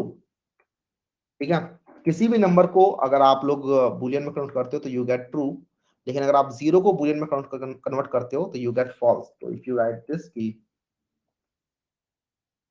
bool equals to Boolean of suppose करो 0, यू गेट फॉल्स। ठीक है। अब बूल की वैल्यू हो जाएगी फॉल्स। जीरो के अलावा कोई भी नंबर अगर आप लोग कन्वर्ट करते हो तो यू गेट फॉल्स। यहाँ पर इसलिए मैंने कुछ कुछ नोट भी दे दिया, क्योंकि यहाँ पर कुछ कुछ चीजें होती हैं जो जावास्क्रिप्ट ने अपनी खुद से बना रखे हैं रूल।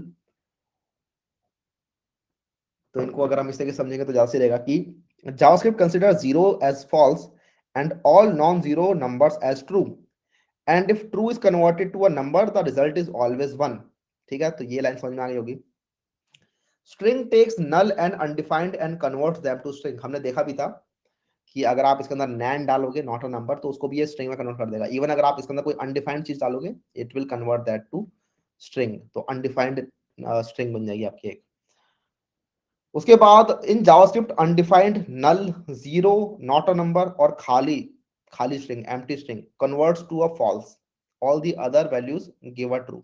ठीक है। तो ये मैंने यहाँ पे कोलेट कर दिया आपके लिए कि undefined, null, zero, not a number और एम्प्टी स्ट्रिंग, इनको अगर आप लोग बूलियन में कन्वर्ट करने का ट्राई करोगे तो यू गेट फॉल्स, बाकी सबके लिए यू गेट ट्रू। एंड एक और बढ़िया सी टेबल है यहाँ पे, इसको हम यूज कर सकते हैं रेफरेंस के लिए, कि सपोज करो इनिशियल वैल्यू अगर ये थी, उसको अगर आप लोग स्ट्रिंग में कन्वर्ट करते हो तो आपको ये मिलता है, नंबर में कन्वर्ट करते हो तो ये मिलता है, और बूलियन में कन्वर्ट करते हो तो ये मिलता है। तो इसको हम जाके पढ़ सकते हैं जिससे कि हमें और आइडिया लग जाए। वैसे सब कुछ आपको बता ही देगा यहाँ पे, सेम वही चीज है जो हम ऑलरेडी पढ़ चुके हैं।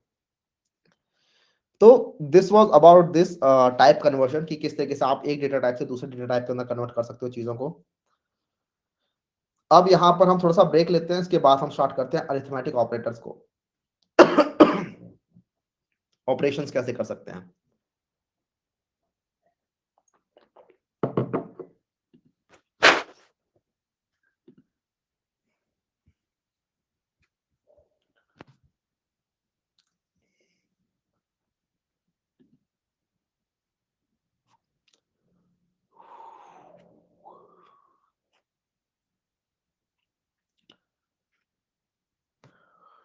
वानी पीरियड ने पूछा भैया डीएसए कब आएगा? तो इस कोर्स के अंदर we are not going to learn DSA. Even जो जावास्क्रिप्ट हम पढ़ रहे होंगे that is purely specific to web development. DSA specific JavaScript हम पढ़ भी नहीं रहे होंगे इसके अंदर। जितना मुझे दिखेगा कि हम इसका यूज कर रहे होंगे अपने रिएक्ट के अंदर, नोड जेएस के अंदर, उतना जावास्क्रिप्ट हम पढ़ेंगे। और उतने से अगर आप लोग डीएसए कर सकते हो बहुत ही अच्छी बात है। डीएसए स्पेसिफिकली हम इस कोर्स में नहीं कर रहे होंगे।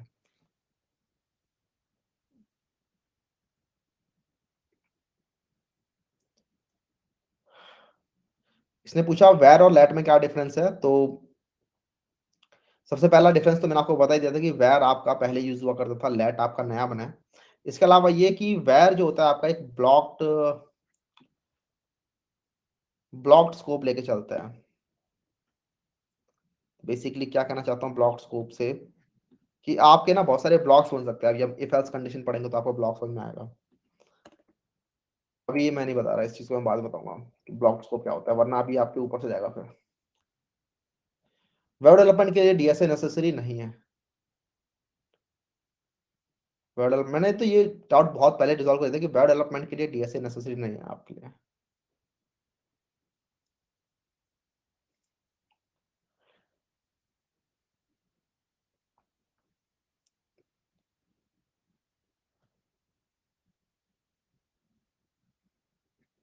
स्लाइड क्या है सेटिंग्स में? पता नहीं।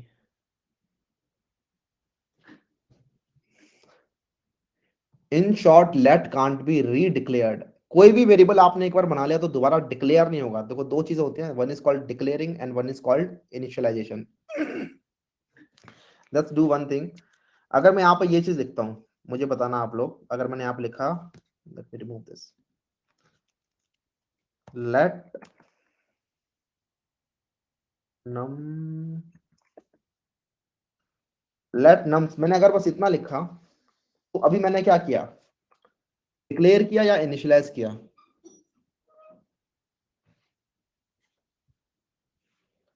This is called declare. Declare करने से आपने बता दिया कि ये एक वेरिएबल है, ये एक वेरिएबल नाम है, डिक्लेयर कर दिया आपने। ठीक है, डिक्लेयर नहीं होता जैसे मैं डिक्लेयर करता हूँ कि ये होगा आपसे, तो आपने डिक्लेयर कर दिया कि हाँ मैंने एक नम्स नाम का वेरिएबल बना लिया है। आपने इस तरीके से डिक्लेयर कर दिया। इनिशियलाइज का मतलब क्या होता है कि आपने इनिशियलाइज किया इसको, इसकी स्टार्टिंग आपने कर दिया। इनिशियलाइजेशन मतलब आपने स्टार्ट कर दिया इसको। तो इनिशियलाइज आप ऐसे करते हो, nums इक्वल्स टू 12 सपोज करो, तो this is called initialisation. And you can do one thing, आप लोग डिक्लेरेशन और इनिशियलाइजेशन एक ही लाइन में भी कर सकते हो by using this let equals to 23। तो अब हम क्या कर रहे हैं, हम यहाँ पर डिक्लेरेशन भी कर रहे हैं कि हमने PAQ नाम का वेरिएबल बनाया है, इसके अंदर हमने वैल्यू भी इनिशियलाइज कर दिया। तो इस तरीके से आई डिड टू थिंग्स, मैंने डिक्लेरेशन भी किया और इनिशियलाइजेशन भी किया। ठीक है, एक चीज और, you can not redeclare a variable. अगर मैं यहाँ पे लिखता हूँ कि चलो let nums equals to 5, okay I can do that, I didn't know that. Const के अंदर नहीं कर सकते होंगे, कॉन्स्ट के अंदर तो वैसे भी नहीं कर सकते। ठीक है, I think you can, this is also declaring. Wow, ठीक है, तो यू कैन डू दैट। ठीक है, लेकिन बाकी प्रोग्राम लैंग्वेज के अंदर हम ऐसा नहीं कर सकते थे। तो this is new. How to initialise multiple variables in one line? भैया नेगेटिव नंबर को, नंबर क्या आएगा? नेगेटिव नंबर्स भी होते हैं, मतलब नेगेटिव नंबर्स, अच्छा मैंने कोई नेगेटिव नंबर का एग्जांपल नहीं दिया, जैसे कि आप यहाँ पे लिख सकते हो नम्स प्लस टू माइनस ये सब, तो this is a negative number right. Negative number है, पॉजिटिव नंबर है, सारे टाइप के नंबर है आपके पास। इवन 0 पॉइंट टाइप के नंबर भी होते हैं आपके पास। आप ये लिख सकते हो nums equals to 0.1, this is also a number, these are all numbers. ठीक है, एक लाइन में ज्यादा वेरिएबल्स को अगर आपको करना है तो यू डू दिस, मैं इसको यहाँ लिख देता हूँ। आप एक ही लाइन में दो तीन वेरिएबल बना सकते हो। सपोज करो आपको दो वेरिएबल बनाने एक लाइन में, कि where first name last name, तो इस तरीके से कॉमा से सेपरेट करके आपने दो वेरिएबल बना दिए। This will work. तो आपने दो वेरिएबल बनाए, एक फर्स्ट नेम नाम का है, एक लास्ट नेम नाम का है। इनको आप इनिशियलाइज जब कर दोगे तो इनका टाइप भी आपका डिफाइन हो जाएगा। तो one is called initialization, one is called declaration. You write where, you write let, whatever. Okay, you can write let. ठीक है, मूविंग ऑन टू, तो ये तो एकदम बेसिक चीजें थी कि ठीक है, डेटा टाइप हो गए, नंबर वगैरह, वेरिएबल वगैरह हो गया हमारे पास। अब हम देखते हैं कि इसके ऊपर हम किस तरीके से ऑपरेशन कर सकते हैं। बहुत ज्यादा खतरनाक ये भी नहीं है। तो बेसिकली अरिथमेटिक ऑपरेशन अगर आपको करना है तो इसके लिए आपके पास प्लस माइनस डिवाइड मल्टीप्लाई, इसके अलावा कुछ और ऑपरेशन भी होते हैं जो शायद इससे पहले हो सकता है, अगर आप पहली बार प्रोग्रामिंग लैंग्वेज देख रहे हो तो आपने ना देखे हो, which are called plus plus and minus minus. और अगर आप लोगों ने पाइथन नहीं देखा होगा इससे पहले तो there is a multiply multiply as well. चलो देखते हैं किस तरीके से काम करते हैं।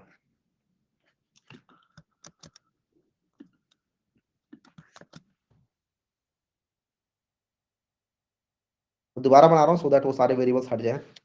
तो सपोज करो आपने एक वेरिएबल बनाया late const a equals to 4, तो यहाँ पे हमारा a बन गया। const b equals to let's say 7। इसके बाद हम इसके ऊपर अरिथमेटिक ऑपरेशन कर सकते हैं, प्लस माइनस डिवाइड मल्टीप्लाई कर सकते हैं हम। और अगर सपोज करो आपने करना है a multiply by b, this will give us 28। Multiply करने के लिए we have this asterisk sign. अगर आपको a से b को डिवाइड करना है तो you right a divide by b, you get this 0.57 वगैरह। ठीक है, if you have to write a minus b, तो 4 minus 7 is -3। अगर आप चाहते हो कि ये माइनस वगैरह तो ठीक है, हो गया ये होने के बाद ये किसी कंटेनर में स्टोर हो जाए, किसी वेरिएबल में स्टोर भी हो जाए, तो you write this const c equals to suppose करो a माइनस b। तो अब क्या होगा, a माइनस b तो होगा और जो भी रिजल्ट आएगा वो आपका c में स्टोर हो जाएगा। ठीक है, तो अब अगर मैं c को प्रिंट करूंगा तो मेरा यहाँ पे प्रिंट हो जाना चाहिए -3। ठीक है, तो इससे हमने हमारे यहाँ पर 3 वेरिएबल बन चुके हैं ए बी और सी नाम के। तो इससे आप लोग ऐसे अरिथमेटिक ऑपरेशन कर सकते हो। लेकिन ये था आपके basic a plus minus divide multiply. Apart from these हमारे पास कुछ और भी होता है, जैसे कि you can write this a plus plus assignment to constant. अच्छा, ये कांस्टेंट वेरिएबल था, कांस्ट के अंदर आप लोग प्लस नहीं कर सकते। प्लस प्लस का मतलब क्या होता है मैं भी आपको बताऊंगा। Let me write and let पहले let B equals to sorry let D equals to 23 और अब मैं करूंगा डी प्लस प्लस। इससे क्या होगा कि d equal to d plus 1। ठीक है, तो प्लस प्लस का मतलब होता है d equal to d plus 1, तो d के अंदर एक वैल्यू बढ़ जाएगी इससे। अब अगर आप अब d प्रिंट करोगे तो हमारा d 24 हो गया है। 24 कैसे हुआ, क्योंकि आपने लिखा है यहाँ पे d प्लस प्लस। तो प्लस प्लस माइनस माइनस ये आपका किसी प्रोग्राम लैंग्वेज में होता ही है कि आप एक बार में प्लस प्लस कर देते हो किसी भी चीज को, तो 23 से 24 हो गया। अगर मैं दोबारा करता हूँ d प्लस प्लस और अब मैं d दोबारा प्रिंट करूंगा तो अब d हो जाएगा 25। पहले 24 था, अब 25 हो गया। इससे कि आप जितनी बार प्लस प्लस करते रहोगे उतनी ज्यादा वो बढ़ती जाएगी वैल्यू उसकी। Similarly we have another thing which is called d minus minus. इससे आपकी वैल्यू कम हो जाएगी। अगर आप अब डी को प्रिंट कराओगे तो आपकी डी पहले 25 थी, अब डी की वैल्यू 24 हो गई है, इस तरीके से। तो ये था आपका plus plus and minus minus. लेकिन इसके अलावा we have another thing, suppose करो हम ये करते हैं 2 मल्टीप्लाई 3। हमें पता है यहाँ पर 6 प्रिंट होगा, ठीक है, लेकिन अगर मैं करता हूँ 2 मल्टीप्लाई मल्टीप्लाई 3 तो बताओ क्या प्रिंट होगा।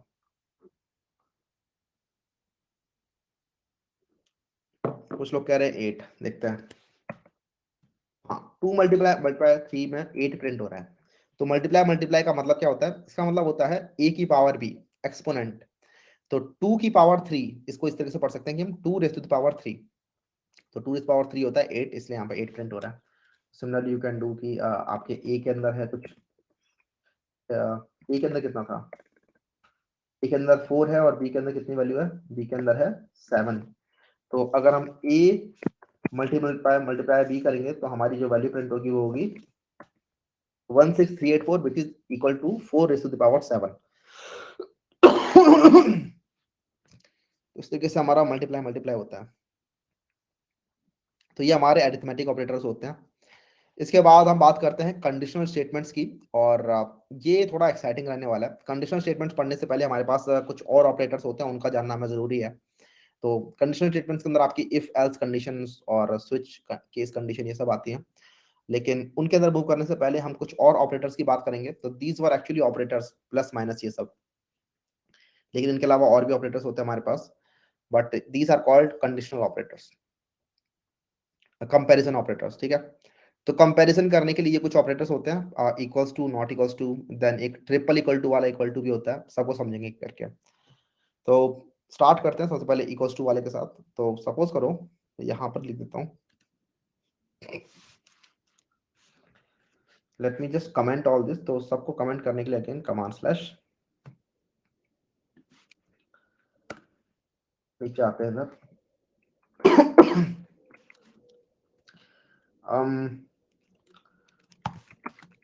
let a equals to 23 and then let b equals to 23। तो मैंने यहाँ पे दो चीजें बनाई हैं, a और b। दो वेरिएबल है मेरे पास, a और b। अब मेरे को कंसोल लॉग करना है a equals to b। ठीक है,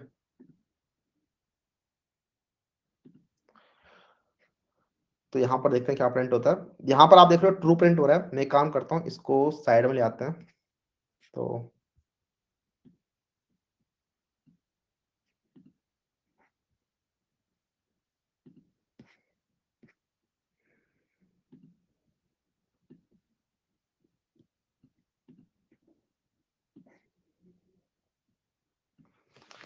तो यहाँ पर आपको देखना है, अब ये हमने लिखा है a equals to 23, b equals to 23, उसका console dot log a equals to b। JavaScript के अंदर अगर आप लोग जितने मर्जी स्पेसेस लिख दो, उससे फर्क नहीं पड़ता। ठीक है, ये जो एम्प्टी स्पेसेस होते हैं इनको इग्नोर कर दिया जाता है। जितने भी आप एम्प्टी स्पेसेस लिखते हो उनको इग्नोर कर दिया जाता है। तो जितने मर्जी एम्प्टी स्पेसेस आप लिख सकते हो, फर्क नहीं पड़ता। तो a equals to b is equals to true. True का मतलब क्या है, ये इक्वल टू ऑपरेटर का मतलब क्या है वो समझते हैं। तो this is actually equals to operator, और इसकी हेल्प से आप लोग बता दो कि कोई चीज किसी के बराबर है या नहीं। तो ए के अंदर वैल्यू थी 23 और बी के अंदर वैल्यू थी 23। तो क्या 23 इक्वल टू 23 है? हाँ, बराबर है, इसलिए यहाँ पर मिलेगा ट्रू। अगर मैं यहाँ पर प्रिंट करता हूँ console.log a not equals to b, this is not equals to b. ठीक है, exclamation mark and equals to, ये होता है हमारा नॉट इक्वल्स टू का साइन। यहाँ पे लिखा रहा है फॉल्स। तो क्या ए बी के बराबर नहीं है? नहीं, ये एक बात गलत है, इसलिए यहाँ पे फॉल्स प्रिंट हो रहा है। ए बी के बराबर था, इसलिए यहाँ पे ट्रू प्रिंट हो रहा था। That's how you do this, कि हाँ ठीक है, ये बराबर है, ये बराबर नहीं है। इसके अलावा हमारे पास कुछ और भी होते हैं, मैं यहाँ पे कॉपी पेस्ट करता हूँ इनको। So we have this a greater than b and a less than b। मैं इन दोनों कमेंट करूंगा।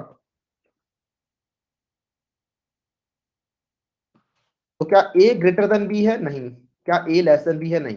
तो देखो a और b दोनों 23 है। क्या 23 23 से बड़ा है? नहीं। क्या 23 23 से छोटा है? नहीं। अगर मैं a की वैल्यू चेंज कर देता हूँ, सपोज करो a की वैल्यू मैंने कर दी 24। तो अब क्या a ग्रेटर देन b है? हाँ, a ग्रेटर देन b है, इसलिए ट्रू मिल रहा है। वहीं पर a लेस देन b में फॉल्स मिल रहा है, क्योंकि 24 इज नॉट लेस देन 23। तो ये बहुत ही बेसिक आपके कंपैरिजन ऑपरेटर होता है, जिनसे आप लोग कंपेयर कर रहे होते हो कि दो चीजें बराबर है या नहीं है, या कौन सी चीज बड़ी है या कौन सी चीज छोटी है। ये भी एक ऑपरेटर की तरह ही है। जैसे आपने प्लस ऑपरेटर देखा था, प्लस ऑपरेटर भी आपके दो ऑपरेंड पे काम कर रहा था, राइट? एक लेफ्ट साइड, एक राइट साइड। ए और बी दो चीजें चाहिए होती हैं, दीज आर कॉल्ड ऑपरेंड्स। और बीच में जो चीज आप लिखते हो वो होती है ऑपरेटर। तो जब आप लिखते हो ए प्लस बी, तो ए और b are operands while plus is your operator. Similarly here when you are writing a is greater than b, तो ए और बी आपके ऑपरेंड्स हैं, वहीं पे जो ग्रेटर देन साइन है, दिस इज योर ऑपरेटर। तो ये ऑपरेटर बता रहा है कि क्या ए ग्रेटर देन बी है। तो हमें पता चल रहा है कि ए ग्रेटर देन बी है actually, because a is 24 and b is 23, इसलिए यहाँ पे ट्रू मिल रहा है। ठीक है, और ये जितने भी ऑपरेटर्स हैं, ये आपके एक बुलियन वैल्यू रिटर्न करते हैं। ठीक है, तो ट्रू या फॉल्स रिटर्न करते हैं, these are actually Boolean values. उसके बाद हमारे पास होते हैं greater than equals to and less than equals to. Greater than equals to या फिर लेस देन इक्वल टू।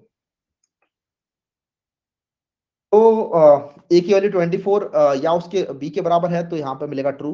तो ग्रेटर देन इक्वल टू का मतलब है कि या तो ए बड़ा हो बी से, या फिर अगर ए बराबर भी है बी के तब भी ये ट्रू देगा।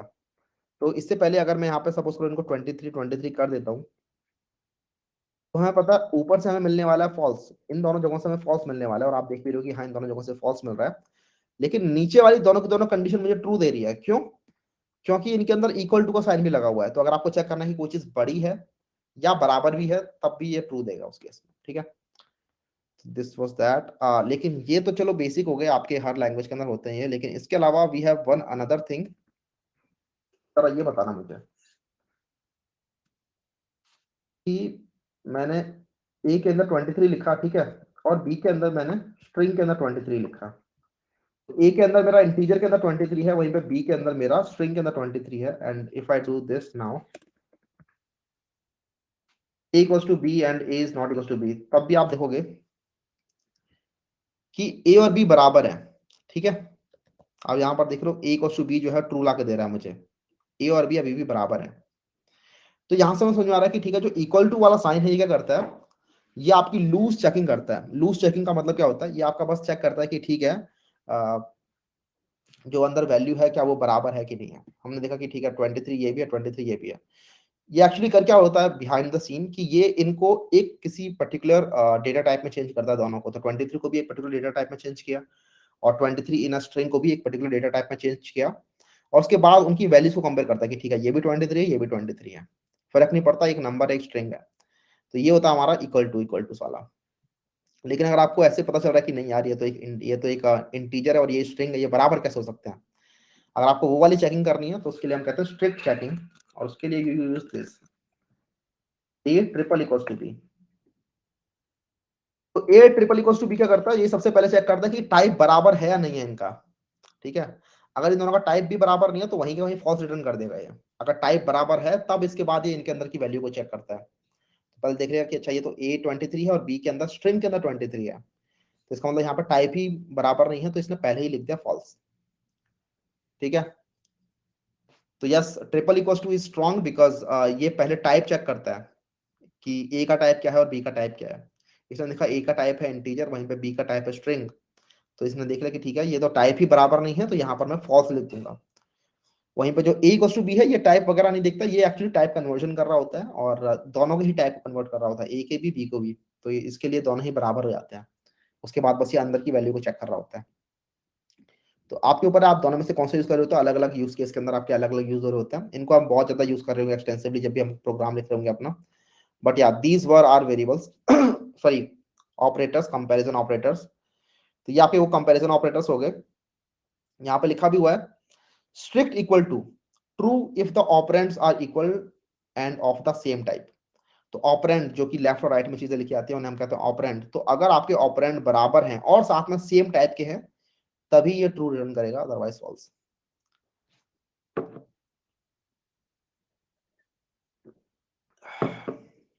एक सेकेंड, इफ एल्स, अच्छा टर्नरी ऑपरेटर को बाद में समझेंगे, पहले हम बात करते हैं इफ एल्स और एल्स इफ की, फिर टर्नरी ऑपरेटर पे वापस आएंगे। तो कई बार क्या होता है प्रोग्रामिंग के अंदर कि एक सेकंड में काम करता हूँ, यहाँ पे एक नई स्क्रिप्ट बना लेता हूँ।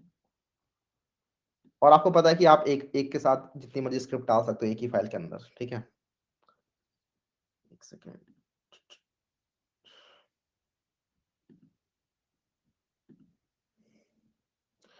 ये राइट साइड में क्यों नहीं चल रहा।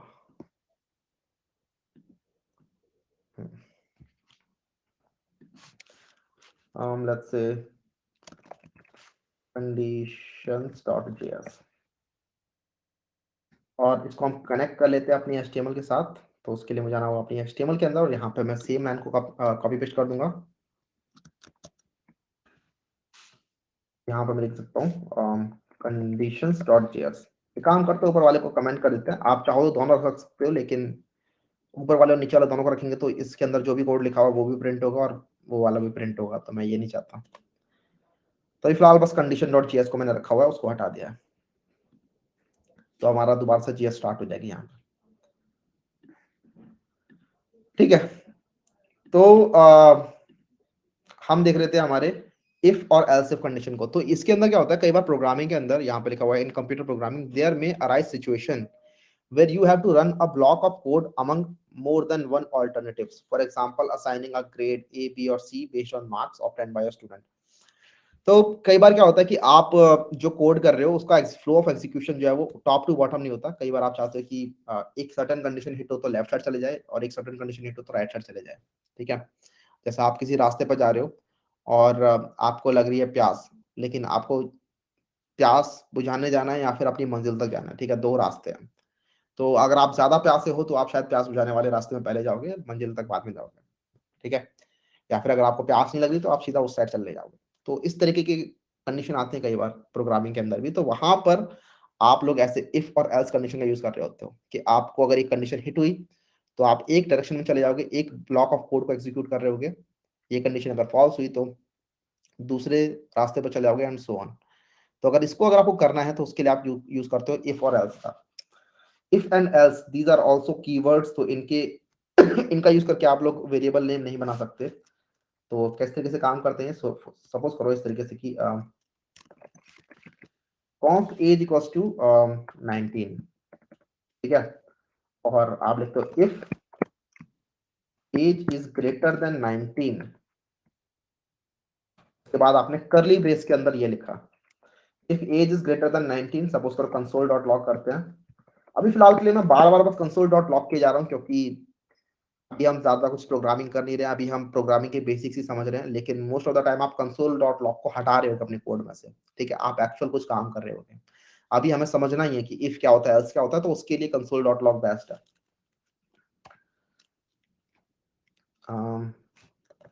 यू कैन ड्राइव सपोज, ठीक है,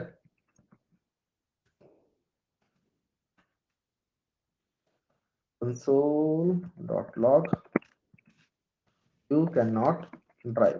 तो हमने सपोज को एक रूल बनाया, इसके अंदर हमारे पास कुछ लोग आते हैं, ठीक है, और हमने एक रूल बना रखा है कि 19 से बड़े हो आप तभी आप ड्राइव कर सकते हो, अदरवाइज आप ड्राइव नहीं कर सकते, ठीक है? तो एक बंदा आया जिसकी एज है 19, तो क्या ये ड्राइव कर सकता है, आप बताओ? Can't, right? क्यों ड्राइव नहीं कर सकता? क्योंकि हमने रूल बनाया हुआ है कि भाई 19 से बड़े लोग ही ड्राइव कर सकते हैं, और आपकी तो एज ही 19 है, आप ड्राइव नहीं कर सकते। क्यों? क्योंकि इफ के अंदर जो कंडीशन है, तो यहाँ पे इफ एल्स को समझते हैं किस तरीके से काम करता है। पहले आप लिखते हो इफ, उसके बाद पैरेंथेसिस के अंदर आप लोग एक कंडीशन लिखते हो, ठीक है? तो इफ लिखने के बाद आप पैरेंथेसिस में कंडीशन लिखते हो, इस कंडीशन से इधर ट्रू या फॉल्स वैल्यू आनी चाहिए। तो ट्रू या फॉल्स वैल्यू हमारे कंपैरिजन ऑपरेटर जो अभी हमने देखे थे 6-7 8 कंपैरिजन ऑपरेटर देखे थे हमने, greater than, equals to, less than, not equals to, ये सब। तो कोई ना कोई ऐसी चीज डाल रहे होता है जो या तो ट्रू या फॉल्स दे रही होती है।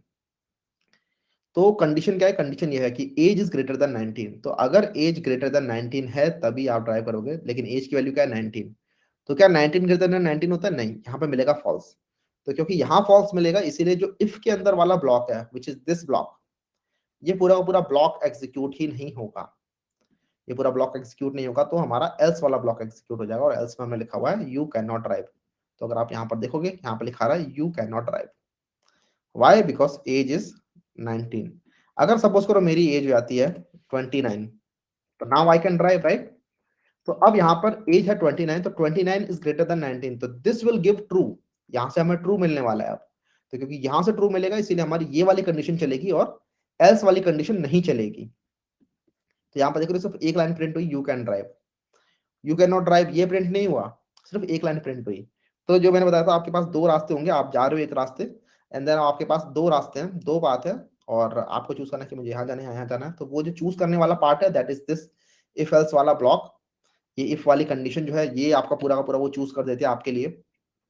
फिर आप या तो इस रास्ते जाते हो या फिर इस रास्ते, दोनों में से कोई एक रास्ता चूज करते हो, दोनों पे नहीं जा सकते। तो इस टाइप की चीजें बहुत होते हैं प्रोग्रामिंग के अंदर, ठीक है? कि अगर किसी ने क्लिक कर दिया तो मुझे ये बटन हाईलाइट करना है, या फिर अगर किसी ने बाहर क्लिक कर दिया तो मुझे चेक बॉक्स अनचेक कर देना है, इस तरीके की चीजें। तो वहां पे आप इफ एल्स वगैरह बहुत लगा रहे होते हो, ठीक है?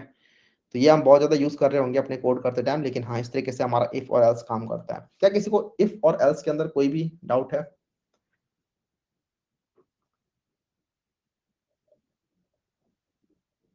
कैसे भी टाइप का? इफ और एल्स के अंदर।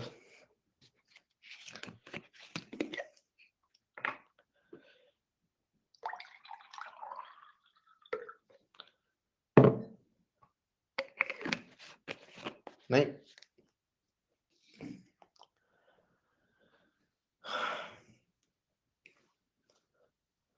जावास्क्रिप्ट जावा की तरह सेम है। Are we learning vanilla JavaScript? Yes, this is vanilla JavaScript. इसके बाद हम ES6 की भी चीजें पढ़ रहे होंगे। एक्चुअली लेट जो है वो ES6 ही है। कुछ कुछ चीजें होती हैं जैसे कि एरो फंक्शंस, ये आपका ES6 के अंदर आया है।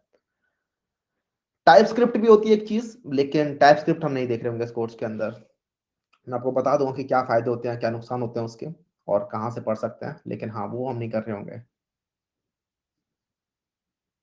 क्या एल्स इफ भी आएगा अगर थर्ड कंडीशन आए? यस, एल्स इफ भी आएगा। एल्स इफ के बारे में भी हम बात कर लेंगे।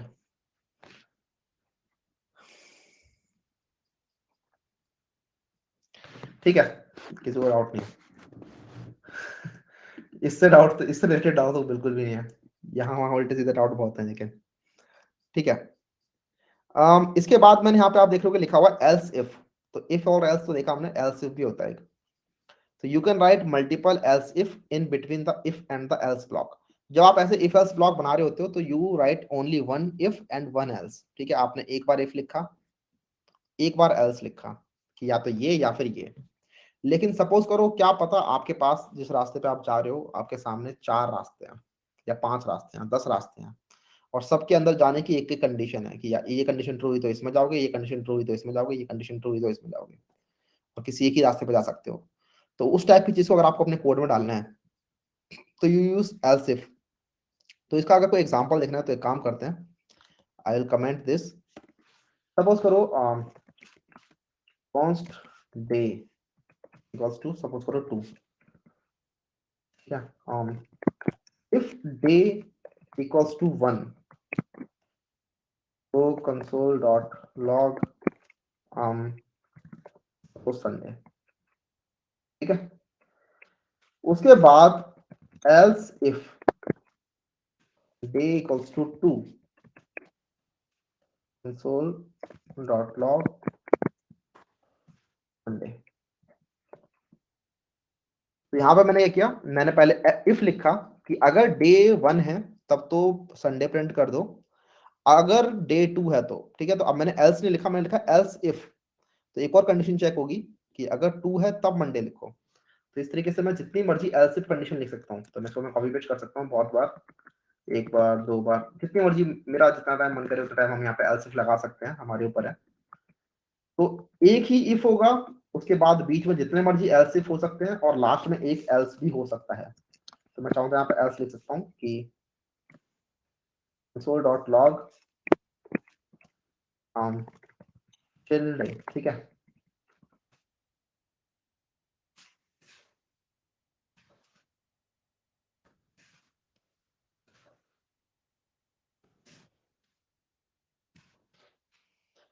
ठीक है, तो इसका मतलब अगर डे 1 है तो ये करना है, डे 2 है तो ये करना है, अगर डे 3 है तो ट्यूसडे है, सपोज डे 4 है तो वेंसडे है, डे 5 है तो ये है, और अगर 1 2 3 4 5 इनमें से कुछ भी नहीं है तो हम एल्स के अंदर जो भी होगा वो प्रिंट कर देंगे।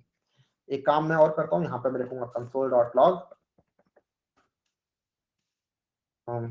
कैलकुलेटिंग। तो यहाँ पे हमारी कैलकुलेशन होगी सारी सारी, और उसके बाद यहाँ पे जो कंसोल लोग लिखूंगा console.log।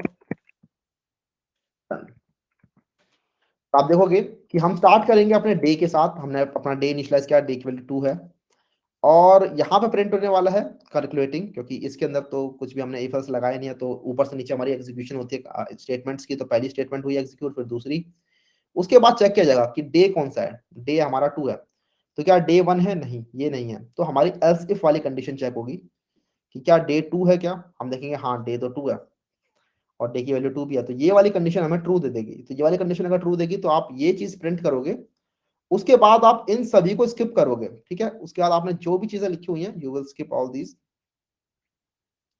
और उसके बाद आप ये लास्ट वाली चीज प्रिंट करोगे, ठीक है। तो आपने ये प्रिंट किया, उसके बाद आपने टू वाला एग्जीक्यूट किया, उसके बाद अब you will skip all this and you will do this. तो यहाँ पर देखते हैं क्या हो रहा है। कैलकुलेटिंग, उसके बाद मंडे प्रिंट हुआ एंड देन डन प्रिंट हुआ। ठीक है, कैलकुलेटिंग मंडे एंड डन। तो ये होता है हमारा एल्स इफ, जिसकी हेल्प से आप लोगों के सामने अगर सपोज करो मल्टीपल रास्ते हैं, उनमें से किसी एक पर जाना तो यू कैन डू दिस।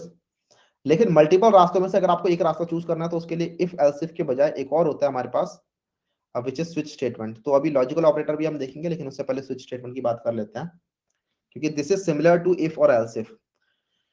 तो JavaScript switch statement is used in decision making, वही वाला डिसीजन जो हमारा पहला डिसीजन था ना, कि हमारे पास अगर 10 रास्ते हैं तो 10 में से कौन सा रास्ता चूज करना है। सेम वही टाइप की अगर प्रॉब्लम स्टेटमेंट आपके पास है और आपको दूसरे तरीके से सॉल्व करनी है, इफ एल्स से नहीं सॉल्व करनी, तो ये another way to do this which is by using switch statement. Difference क्या होता है दोनों में मैं बाद में बात करूंगा, पहले हम बात करते हैं कि ये होता कैसे है। तो switch statement evaluates an expression and executes the corresponding body that matches the expression's result। तो स्विच के अंदर आपका कुछ इस तरीके का सिंटैक्स होता है। स्विच को जरा यूज करके देखते हैं। तो सेम जो कोड मैंने यहाँ पे लिखा है ना, ये वाला, मैं इसी सेम कोड को स्विच केस की हेल्प से भी लिख सकता हूँ। तो यहाँ पे आऊंगा और कैलकुलेटिंग और स्विच, और अब हम क्या करेंगे, यहाँ पर स्विच वाली कंडीशन लिखेंगे। तो यू राइट स्विच, उसके बाद आप पैरेंथेसिस के अंदर बताते हो कि क्या एक एक्सप्रेशन है, जिस एक्सप्रेशन का रिजल्ट कुछ ना कुछ होना चाहिए। तो यहाँ पे एक्सप्रेशन के अंदर मैं डालूंगा सिंपल डे, कि मेरे जो डे की वैल्यू है उसी को आप चेक कर लो कि डे की वैल्यू क्या है। या फिर आप यहाँ पे कुछ भी एक्सप्रेशन डाल सकते थे, सपोज करो डे मल्टीप्लाई बाय 2, ये एक एक्सप्रेशन होगी राइट, कि 2 मल्टीप्लाई बाय 2, तो डे की वैल्यू 2 थी, तो 2 मल्टीप्लाई बाय 2 तो 4। अब ये जो 4 वाला रिजल्ट है जिसके साथ भी मैच करेगा उसके साथ वाली कंडीशन हमारी एग्जीक्यूट हो जाएगी। लेकिन I will write just day इस तरीके से। उसके बाद मैं यहाँ पर केसेस बना सकता हूँ डिफरेंट डिफरेंट, कि अगर केस है 1 तो ये वाला काम करो। क्या काम करो कि console dot log Sunday,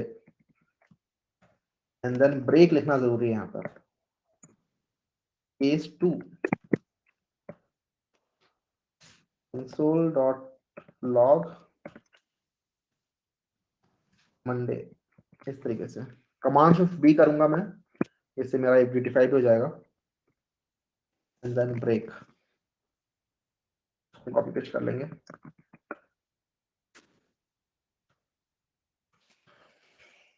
case 3 case 4 Tuesday Wednesday, फिर हमारा केस 5 भी है,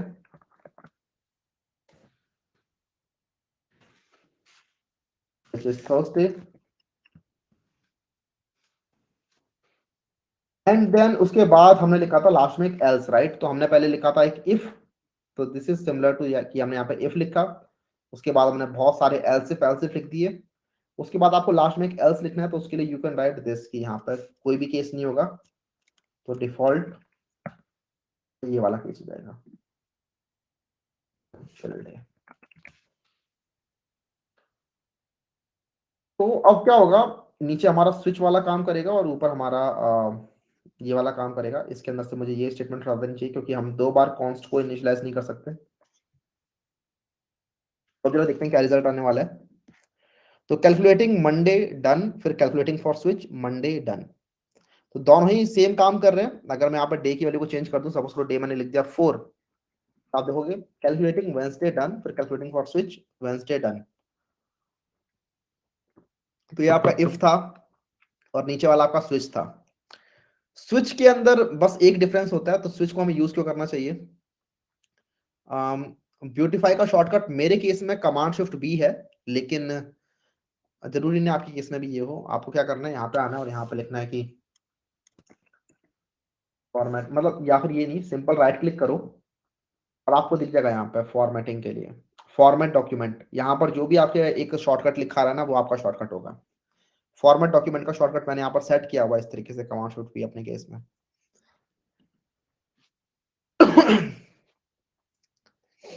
ठीक है, स्विच केस और इफ एल्स के अंदर मैं डिफरेंस आपको बता रहा था कि इफ एल्स में क्या होता है, आप इफ के अंदर आए और आपने एक एक्सप्रेशन को चेक किया, उसके बाद आप एल्स इफ में गए, आपने एक एक्सप्रेशन को चेक किया, अगर ये वाली कंडीशन ने फॉल्स दिया तो आप इसमें आए, इसमें चेक किया क्या ये कंडीशन ट्रू है या फॉल्स है, इसने भी अगर फॉल्स दिया तो आप इसमें आए, ठीक है।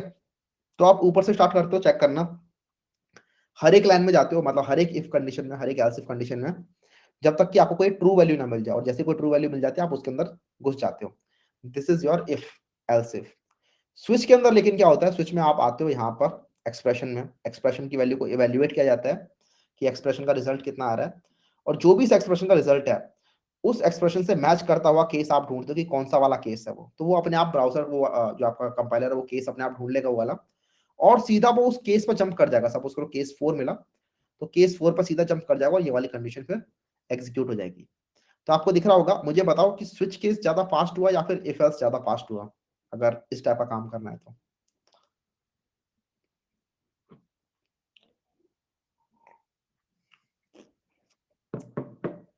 ठीक है, स्विच केस ज्यादा फास्ट फास्ट हुआ। क्यों स्विच केस फास्ट हुआ? क्योंकि इफ एल्स के अंदर आप हर एक जगह जा रहे हो, यहाँ भी गए, फिर यहाँ भी गए, यहाँ भी गए, तो अगर आपके पास 50 कंडीशन है तो आप 50 बार चेक कर रहे हो अगर आपको लास्ट वाली कंडीशन एग्जीक्यूट करनी है। वहीं पर स्विच के अंदर आपने एक बार इवैल्यूएट की, उसके बाद आप सीधा उसी वाली जगह पर चले जाओगे एक बार में ही, ठीक है, पहली जंप में ही, तो आप पहली बारी में वहीं पहुंच जाओगे स्विच के अंदर। अब यहाँ पर एक चीज और, अगर आप इस ब्रेक को नहीं लिखोगे तो कुछ दिक्कतें हो सकती हैं, और ब्रेक के बारे में भी हम बाद में बात करेंगे जब हम फॉर लूप्स वगैरह पढ़ रहे होंगे, लेकिन ब्रेक को हम यहाँ पे समझ लेते हैं करता क्या है। तो ब्रेक बेसिकली हमें किसी भी कोड ब्लॉक से बाहर निकालने काम में आता है। यहाँ पर अगर हम ब्रेक नहीं लिखेंगे, सपोज करो मैं सब लाइनों में से ब्रेक को कमेंट कर देता हूँ, कमेंट कर लेने से वो स्टेटमेंट जो होती है वो एक नॉर्मल स्ट्रिंग बन जाती है, और फिर आपका जो कंपाइलर होता है उस लाइन को इग्नोर कर देता है एग्जीक्यूशन से। सपोज करो मैंने ब्रेक नहीं लिखा और मैंने डे की वैल्यू लिख दी 4, या फिर 2 कर देते हैं डे की वैल्यू को, ठीक है। तो आप देखोगे क्या होगा, यहाँ पे देखोगे आप प्रिंट हो रहा है कैलकुलेटिंग मंडे डन, तो ये तो इफ एल्स वाला था। इसके बाद नीचे वाला देखो calculating for switch, Monday print हुआ, फिर ट्यूसडे, वेडनेसडे, थर्सडे, चिल्डे, सारे के सारे डे प्रिंट कर दिए इसने, ठीक है। ऐसा क्यों किया इसने? क्योंकि अगर आपने ब्रेक नहीं लगाया तो वो गया किसी भी केस के अंदर, उसने वो वाला केस एग्जीक्यूट किया, और उसके बाद फिर वो जितने भी केस बनते हैं नीचे, वो सारे के सारे केस एग्जीक्यूट करना स्टार्ट कर देता है, ठीक है। उसको जैसे ही कोई भी केस की वैल्यू ट्रू मिल जाती है, this is how switch case works, मेरे से मत पूछो। स्विच केस ऐसे ही काम करता है कि जिस जैसे उसको कोई भी केस मिल गया ट्रू, उसके बाद उसके नीचे जितने भी केसेस होते हैं उन सबको वो एग्जीक्यूट करना स्टार्ट कर देता है, अनलेस यू राइट ब्रेक। आपने ब्रेक लिख दिया तो ब्रेक का मतलब क्या है कि आप इस स्विच से बाहर निकलना चाहते हो, स्विच वाला जो ब्लॉक है, आप इस स्विच वाले ब्लॉक से ब्रेक करना चाहते हो। तो इसीलिए यूजुअली आप लोग ब्रेक लगा के ही काम कर रहे होते हो यहाँ पे, कि जैसे मुझे कोई कंडीशन ट्रू मिल गई और मैंने अपना काम कर लिया उसके हिसाब से, तो just break out of switch statement, तो इस तरीके से आप स्विच स्टेटमेंट से ब्रेक कर जाते हो, वरना आप सारी सारी कंडीशन को एग्जीक्यूट कर रहे होगे। तो ये आपका इस तरीके से स्विच और केस काम करता है, और ऊपर आपने देखा इफ एल्स किस तरीके से काम करता है। इसके बाद अभी कोई बातें चल रही थी यहाँ पे, मैं देख रहा था इनपुट और आउटपुट की, तो हाँ हम वो देख रहे होंगे।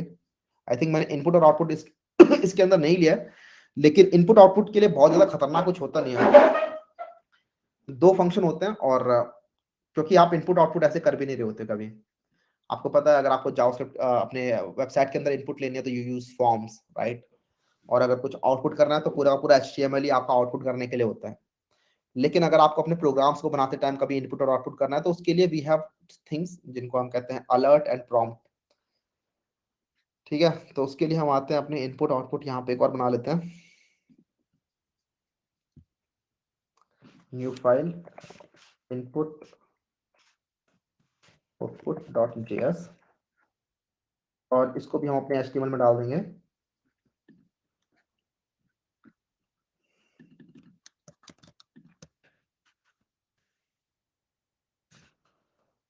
Input output dot JS. अगर मैं यहाँ से कंडीशन नहीं हटाऊंगा तो इनपुट आउटपुट पहले कंडीशन वाली चीजें एग्जीक्यूट होंगी, उसके बाद मेरी इनपुट आउटपुट वाली चीजें एग्जीक्यूट होंगी। तो अगर आपको कोई भी नंबर इनपुट कराना है या फिर कुछ भी चीजें इनपुट करानी है तो उसके लिए यू हैव प्रॉम्प्ट। तो अगर मैं यहाँ लिखता हूँ प्रॉम्प्ट, तो आप देख रहे हो यहाँ पे अपने आप ही एक प्रॉम्प्ट खुल गया, जो कि बहुत जल्दी खुल गया, मुझे इतना जल्दी नहीं खुलवाना था इसको। लेट मी, ऑटो सेव को मैंने बंद कर दिया फिलहाल के लिए।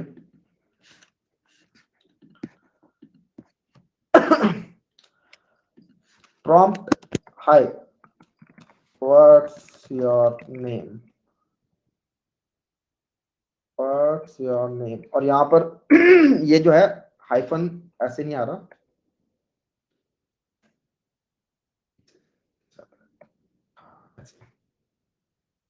तो यहाँ पर अगर आपको इसे सिंगल कोट को भी प्रिंट कराना है तो सिंगल कोट को प्रिंट कराने से पहले आपको ये लगाना पड़ेगा, ठीक है, बैकस्लैश, उसके बाद आप ये प्रिंट कर सकते हो। क्या दिस इज समथिंग डिफरेंट। अगर आपको करना high what's your name input, इसको मैं करता हूँ सेव, तो आप यहाँ पर देखोगे एक इनपुट बॉक्स खुल गया है। तो ये इस तरीके से इनपुट होता है इसके अंदर, ठीक है, प्रॉम्प्ट। अगर आप प्रॉम्प्ट वाले तरीके से जा रहे हो, अगर फॉर्म वाले तरीके से जा रहे हो तो वो हम बाद में देख रहे होंगे, लेकिन हाँ इस तरीके से हमारा इनपुट प्रॉम्प्ट होता है। उसके बाद आप यहाँ पे कुछ भी लिख सकते हो। सपोज करो अनुज लिखा, मैंने ओके किया, तो आप देखोगे अनुज वगैरह कहीं भी लिखा नहीं आया, क्योंकि हमने जो प्रॉम्प्ट के अंदर जो भी वैल्यू आई है उसको कहीं पे स्टोर नहीं कराया। सपोज करो मैं यहाँ पे वैल्यू स्टोर कराता हूँ, जैसे कि const name equals to this। उसके बाद ये जो नेम मिला मुझे, इसके अंदर मैं क्या करूंगा, नेम के अंदर सपोज करो मैं कंकेटिनेशन करता हूँ कि नेम प्लस इक्वल्स टू या फिर नेम हेलो, ठीक है। उसके बाद में सपोज करो इसे कंसोल डॉट लॉग करता हूँ फिलहाल के लिए। ये नेम के ऊपर कोई और का वेरिएबल मिल गया वो ऐसे, हाँ ठीक है, नेम इज डेप्रिकेटेड लिखा आ रहा है। दिस इज अनदर डिक्लेरेशन जो इस फाइल में कहीं पे हो रखा होगा, इसको आप ध्यान मत देना। तो अब अगर हम इसे सेव करते हैं तो यहाँ पर एक और प्रॉम्प्ट आया, इस बार व्हाट्स योर नेम पूछा इसने, और अगर मैं यहाँ पे अपना नाम डालता हूँ, सपोज करो अनुज, ओके किया मैंने। हम असाइनमेंट टू कांस्टेंट वेरिएबल, अच्छा कांस्टेंट था ये, late me right let here, मैं दोबारा लिखूंगा अनुज। तो यहाँ पर देखो अनुज हेलो प्रिंट हो रहा है, ठीक है। तो प्रॉम्प्ट की हेल्प से आप लोग कैसे इनपुट कर सकते हो चीजों को, और इनपुट जो आप कर रहे होते हो वो एक्चुअली आपके स्ट्रिंग इनपुट हो रही होती है, ठीक है। यहाँ पे आपका नंबर इनपुट नहीं हो रहा है। तो अगर आपको नंबर इनपुट कराने थे, सपोज करो आपको कैलकुलेटर बनाना था, और कैलकुलेटर के लिए 2 नंबर चाहिए होते हैं आपको, है ना। तो const a equals to prompt enter a, sub const b equals to prompt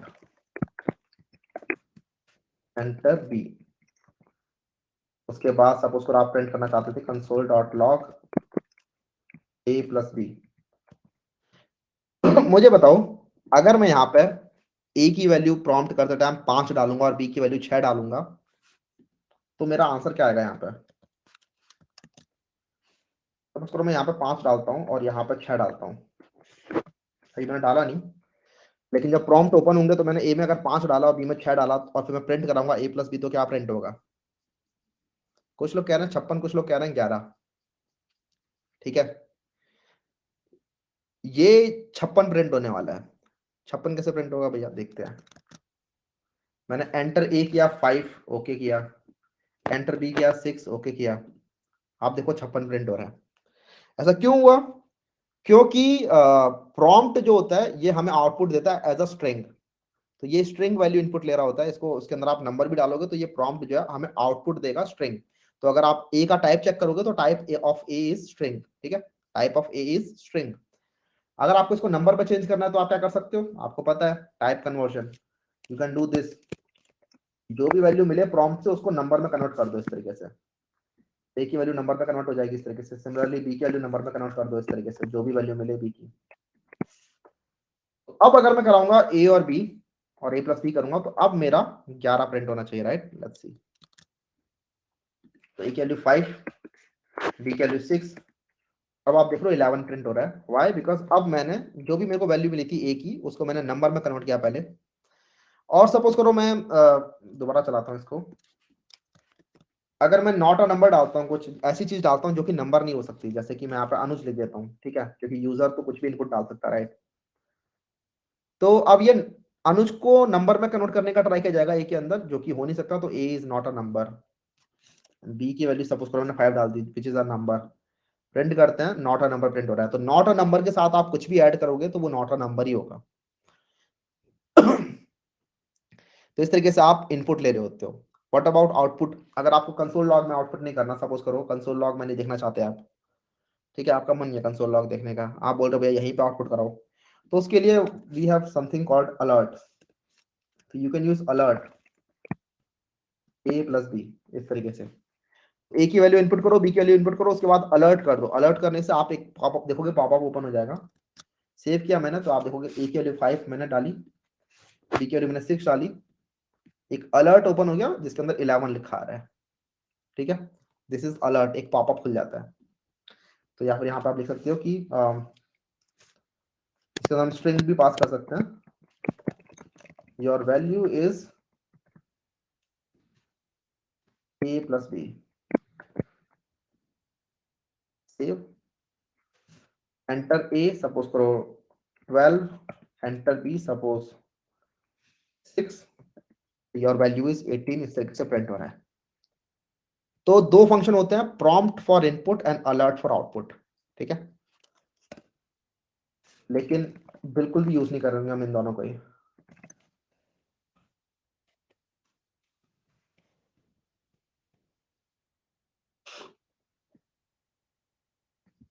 अगर आपको कोई अलर्ट करना है तो आप एक मॉडल ओपन करोगे अपनी वेबसाइट के अंदर। अगर ग्रेसफुली हैंडल करना है किसी अलर्ट को, तो आप एक मॉडल ओपन करोगे, आप दिखाओगे कोई पॉपअप वेबसाइट के ऊपर।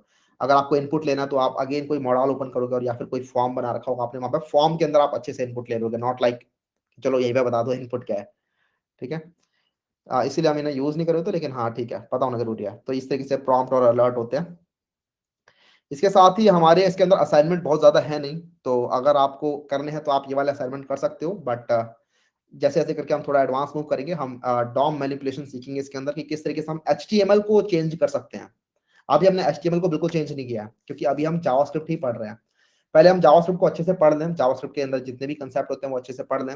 उसके बाद हम उस जावास्क्रिप्ट की हेल्प से उस HTML को भी चेंज करना सीखेंगे, कैसे जावास्क्रिप्ट से HTML चेंज हो सकता है। तब थोड़े हमारे अच्छे प्रोजेक्ट बन रहे होंगे। बट फॉर नाउ जावास्क्रिप्ट को लर्न करना स्टार्ट करो, जितने भी आपको मिलते हैं, जो भी यूट्यूब पे कोई रिसोर्स मिल रहा है बढ़िया, या फिर W3 स्कूल, MDN, बहुत सारी वेबसाइट्स हैं, वहां पे जाके आप लोग जावास्क्रिप्ट पढ़ना स्टार्ट कर सकते हैं। ये वाले असाइनमेंट्स आप कर सकते हैं। और बस आज की क्लास में इतना ही था। ठीक है, आज हमने एक बार रिवाइज कर लेते हैं क्या क्या देखा। हमने स्टार्ट किया था डेटा टाइप्स के साथ, वेरिएबल्स के साथ। कुछ कुछ बेसिक रूल मैंने आपको बताए थे, वेरिएबल किस तरीके से बनाए जाते हैं। डेटा टाइप्स हमने देखे, किस टाइप के डेटा टाइप्स होते हैं हमारे पास। तो string, number, Boolean, undefined and object. Object के बारे में हम बाद में बात करेंगे। अभी पूरा का पूरा ऑब्जेक्ट में चल रहे होंगे जब हम APIs वगैरह बना रहे होंगे। उसके बाद टाइप ऑफ हमने देखा, फिर हम टाइप कन्वर्जन के बारे में हमने बात की। टाइप कन्वर्जन देखने के बाद हमने ऑपरेटर्स के बारे में बात की। हमारे पास अरिथमेटिक ऑपरेटर्स होते हैं, देन हमारे पास कंपैरिजन ऑपरेटर्स होते हैं। ओह, एक चीज मिस हो गई हमारी अभी भी, टर्नरी ऑपरेटर। टर्नरी ऑपरेटर रह गया अभी। टर्नरी ऑपरेटर देखते हैं। तो सपोज करो आप चाहते हो कि इफ एल्स कंडीशन को एक लाइन में कन्वर्ट करना चाहते हो, तो उसके लिए आप टर्नरी ऑपरेटर यूज कर सकते हो। फॉर एग्जाम्पल, अभी अगर आप देखोगे कंडीशंस के अंदर, अगर मैं इस इनपुट आउटपुट को बंद कर दूं फिलहाल के लिए, तो हम कंडीशंस में वापस आते हैं। ठीक है,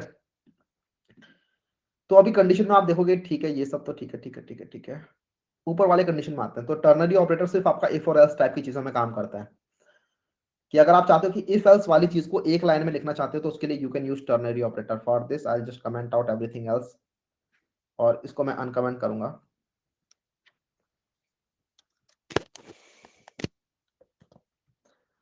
ठीक है, तो ये हमारी 4 लाइनों में हो रहा है, इफ एल्स। इस तरीके से आप चाहो तो इसको एक लाइन में कन्वर्ट कर सकते हो बाय यूजिंग टर्नरी ऑपरेटर। और टर्नरी ऑपरेटर काम कैसे करता है जरा समझते हैं। तो what you write is this, कि एज ग्रेटर देन 19 अगर है, question mark, age greater than 19 है। अगर ग्रेटर देन 19 है तब क्या करना है, वो यहां लिखोगे आप। तो मुझे ये करना है, अगर 19 से बढ़िया तो ये करना है। अगर नहीं है, मतलब एल्स, एल्स के लिए आप लगाओगे कोलन। एल्स में आपको ये करना है, एंड देन सेमीकोलन से हम अपनी स्टेटमेंट को बंद करेंगे। तो एक बार जरा देखते हैं इसको दोबारा से।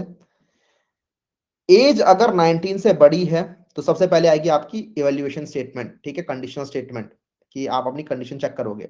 उसके बाद आएगा आपका क्वेश्चन मार्क। क्वेश्चन मार्क के बाद जो चीज आप लिखोगे, this is your if condition वाला ब्लॉक। उसके बाद वाली चीज एल्स वाली ब्लॉक। तो अगर आपको ऐसे कभी सिंगल लाइन वाली चीजों को इफ एल्स में बनाना है, you can write ternary operator as well. Ternary क्यों बोलते हैं, इसके अंदर तीन चीजें हैं, ये और ये, ठीक है। और इसको अगर हम देखें अभी इंस्पेक्ट करके कंसोल में जाके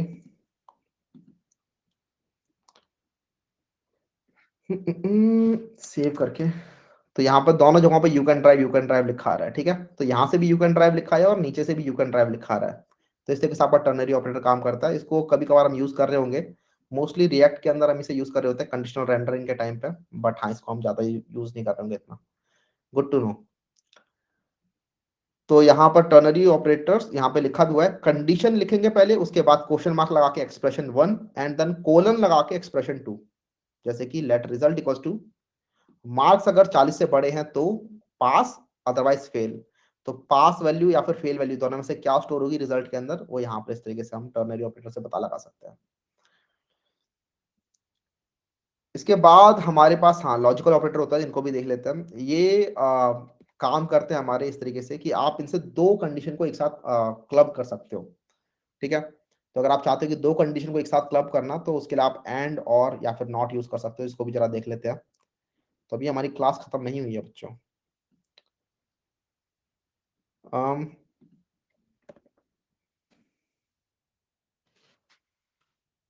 this is your logical operators. तो हमारे पास तीन टाइप के लॉजिकल ऑपरेटर्स होते हैं। सबसे पहले होता है हमारे पास and, this is logical and, और logical or and not. And के लिए होता है हमारे पास एम्परसेंड साइन, दो बार एम्परसेंड साइन। और के लिए आपके पास ये पाइप साइन होता है, जो कि आप अगर देखोगे तो एंटर वाली की के ऊपर जो है ना बटन, दिस इज योर और साइन। दो बार ऐसे लगाया तो ये आपका और बन जाता है। उसके बाद एक होता है आपका नॉट, विच इज जो वन वाला नंबर है, वन के ऊपर जो आपका की है वो आपका नॉट है। इन तीनों को यूज कैसे करते हैं, तो अगर आप चाहते हो दो कंडीशन को क्लब करना, कैसे क्लब कर सकते हैं। सपोज करो वो एज वाली जो चीज थी ऊपर जो हमने लिखी थी, इसी के अंदर हम थोड़ा सा एक और लॉजिक चेंज करना चाहते हैं, ठीक है। सपोज करो यहां पर अब एक नया रूल आ गया है कि आपकी एज 19 से तो बड़ी है, साथ में अगर आपकी एज 40 से छोटी है तभी आप ड्राइव कर सकते हो। तो आपकी एज 19 से बड़ी होनी चाहिए और साथ में आप 40 से छोटे होने चाहिए, तभी आप ड्राइव कर सकते हो। मतलब छोटे बच्चों को और बूढ़े लोगों को हम ड्राइव नहीं करने देंगे अगर ऐसा रूल आता है। तो उसकी उस टाइम पे हमें पता कि दो चीजें हमें क्लब करनी पड़ेंगी, इसके साथ एक और कंडीशन आएगी। तो उसके लिए हम लगाएंगे and, if age is greater than 19 and age is less than 40, तभी आप ड्राइव कर सकते हैं, अदरवाइज आप ड्राइव नहीं कर सकते, ठीक है। तो अगर ये नहीं लगा होता, सपोज करो अगर ये यहाँ पर नहीं होता, और मैं ऊपर वाली चीजों कर देता हूँ कमेंट, सो दैट आप इसको नहीं देखो।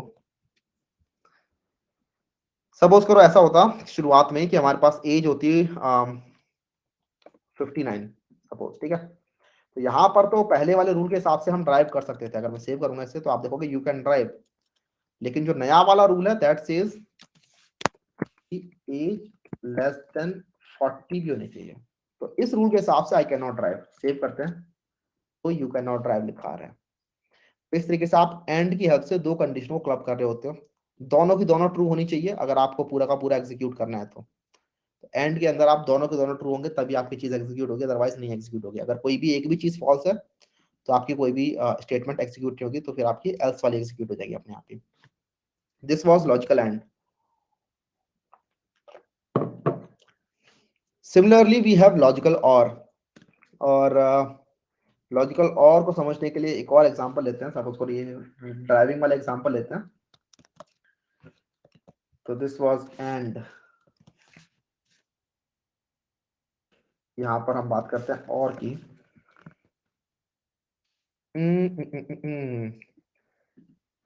ठीक है, सपोज करो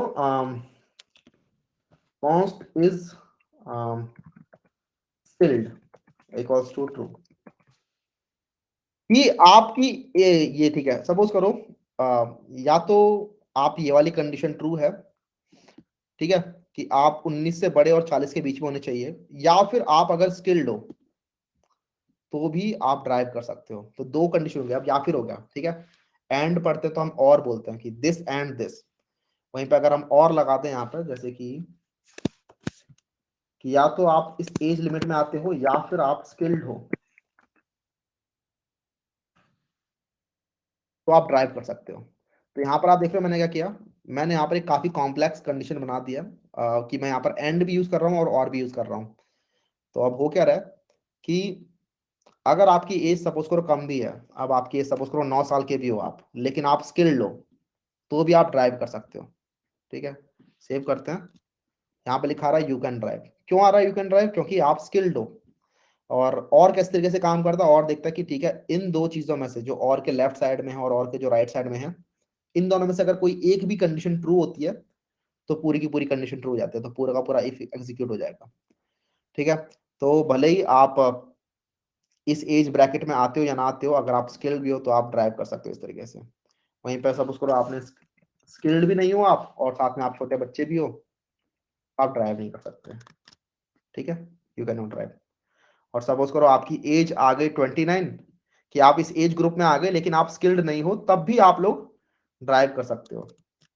ठीक है, यू कैन स्टिल ड्राइव। क्यों? क्योंकि आपकी ये वाली कंडीशन अब ट्रू हो रही है। भले ही राइट साइड वाली कंडीशन फॉल्स हो रही है, लेकिन ये वाली कंडीशन आपकी ट्रू हो रही है। तो और कैसे काम करता है? और के लिए लेफ्ट और राइट साइड वाले दोनों ऑपरेंड में से कोई भी अगर एक भी कंडीशन ट्रू है, तो आपकी पूरी स्टेटमेंट ट्रू मानी जाएगी। वहीं पे जो एंड था, एंड में क्या होता है कि लेफ्ट और राइट दोनों के दोनों ट्रू होने चाहिए, तभी ट्रू माना जाएगा। तो दिस वाज अबाउट और। लेकिन एक होता है हमारे पास नॉट। ठीक है, नॉट वाले को समझने के लिए इसको हम कर देते हैं कमेंट। और हम सपोज करो पहले वाले रूल पे चलते हैं दोबारा से, एज इज ग्रेटर देन 19। तो इस एज के हिसाब से जो 19 साल से बड़े हैं, सिर्फ वही लोग ड्राइव कर सकते हैं। और अगर आप यहाँ पे सेव करोगे तो यू कैन ड्राइव लिखा रहा है, वेरी गुड। लेकिन सपोज करो किसी दिन कोई छोटा बच्चा फिर प्राइम मिनिस्टर बन गया, ठीक है, 9 साल का बच्चा, वो बोलता है कि नहीं, इस रूल को चेंज कर दो, तो वो क्या कर सकता है? इस पूरे के पूरे रूल को चेंज कर सकता है बाय राइटिंग दिस, उल्टा कर सकता है। ठीक है, तो उसने क्या किया, यहाँ पर एक नॉट लगा दिया। नॉट लगाने से क्या होता है कि इस कंडीशन से जो भी चीज मिल रही थी, उसको उल्टा कर दो, उसको रिवर्स कर दो। ऊनो में होता है ना, ऊनो रिवर्स, ऐसे कुछ कि यहाँ पर रिवर्स कर दिया आपने, जो भी कंडीशन से आपको वैल्यू मिली थी उसको आपने रिवर्स कर दिया। तो अगर पहले था एज ग्रेटर देन 19 वाले ड्राइव कर सकते हैं, तो अब एज ग्रेटर देन 19 वाले ड्राइव नहीं कर सकते। ठीक है, इसको सेव करते हैं। तो यहाँ पर लिखा रहा है यू कैन नॉट ड्राइव, वहीं पर छोटे बच्चे यू कैन ड्राइव। तो ये जो नॉट होता है, ये पूरी के पूरे जो आपका जो भी पूरा का पूरा ब्लॉक बन रहा है, उसको पूरे के पूरे को ब्लॉक को उल्टा कर सकता है नॉट। पढ़ भी लेते हैं एक बार दोबारा से। Logical and is true if both operand values are true, else evaluates to false. Logical or if either of the operand is true, evaluate to false if both are false. Sorry, if both are if either of the value is true, then it is true. Evaluate to false if both are false. फिर अगला है logical not, जो कि true if the operand is false and vice versa. तो अगर operand false है तो ये वैल्यू ट्रू देगा, अगर ऑपरेंड ट्रू है तो ये वैल्यू फॉल्स देगा। तो लॉजिकल ऑपरेटर के केस में आप सिर्फ एक ही ऑपरेंड लगाते हो, वहीं पे सॉरी लॉजिकल नॉट ऑपरेटर के केस में आप एक ही ऑपरेंड लगाते हो, वहीं पे एंड और के केस में आप दो ऑपरेंड लगाते हो, लेफ्ट और राइट साइड। तो इनको आप जितना ज्यादा प्रैक्टिस करोगे उतना ज्यादा और धीरे धीरे करके समझ में आने लग जाएंगे आपको। लेकिन आई थिंक ये समझ में आया होगा।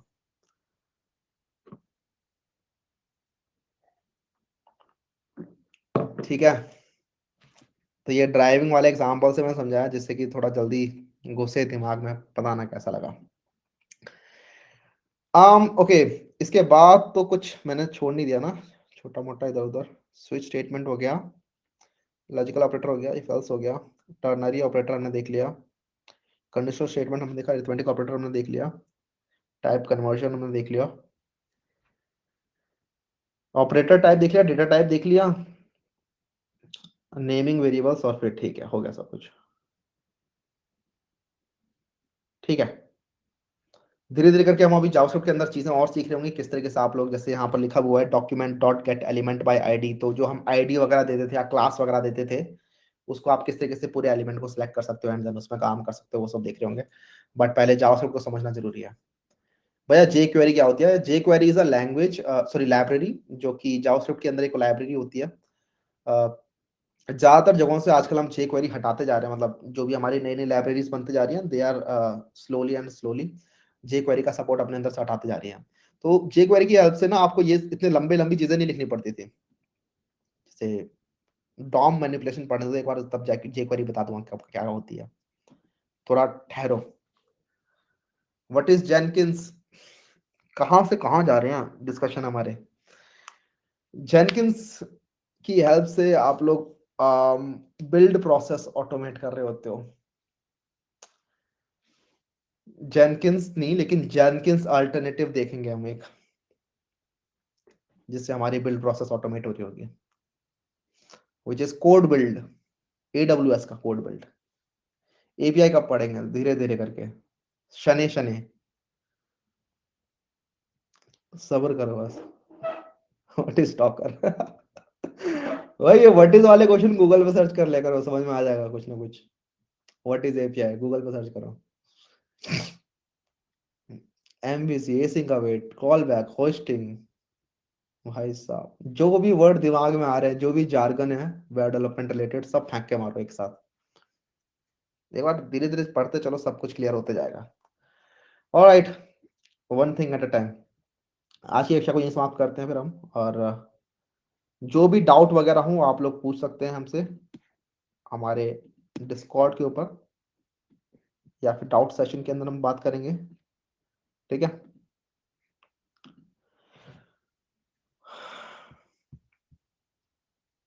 कल क्लास होगी, राइट, कल क्लास होगी। आज क्लास हुई है, कल भी क्लास होगी। कल जो वही नॉर्मल चलता रहेगा। यस्टरडे क्लास नहीं हो पाई थी, टुमारो क्लास होगी। Alright, good night, bye bye.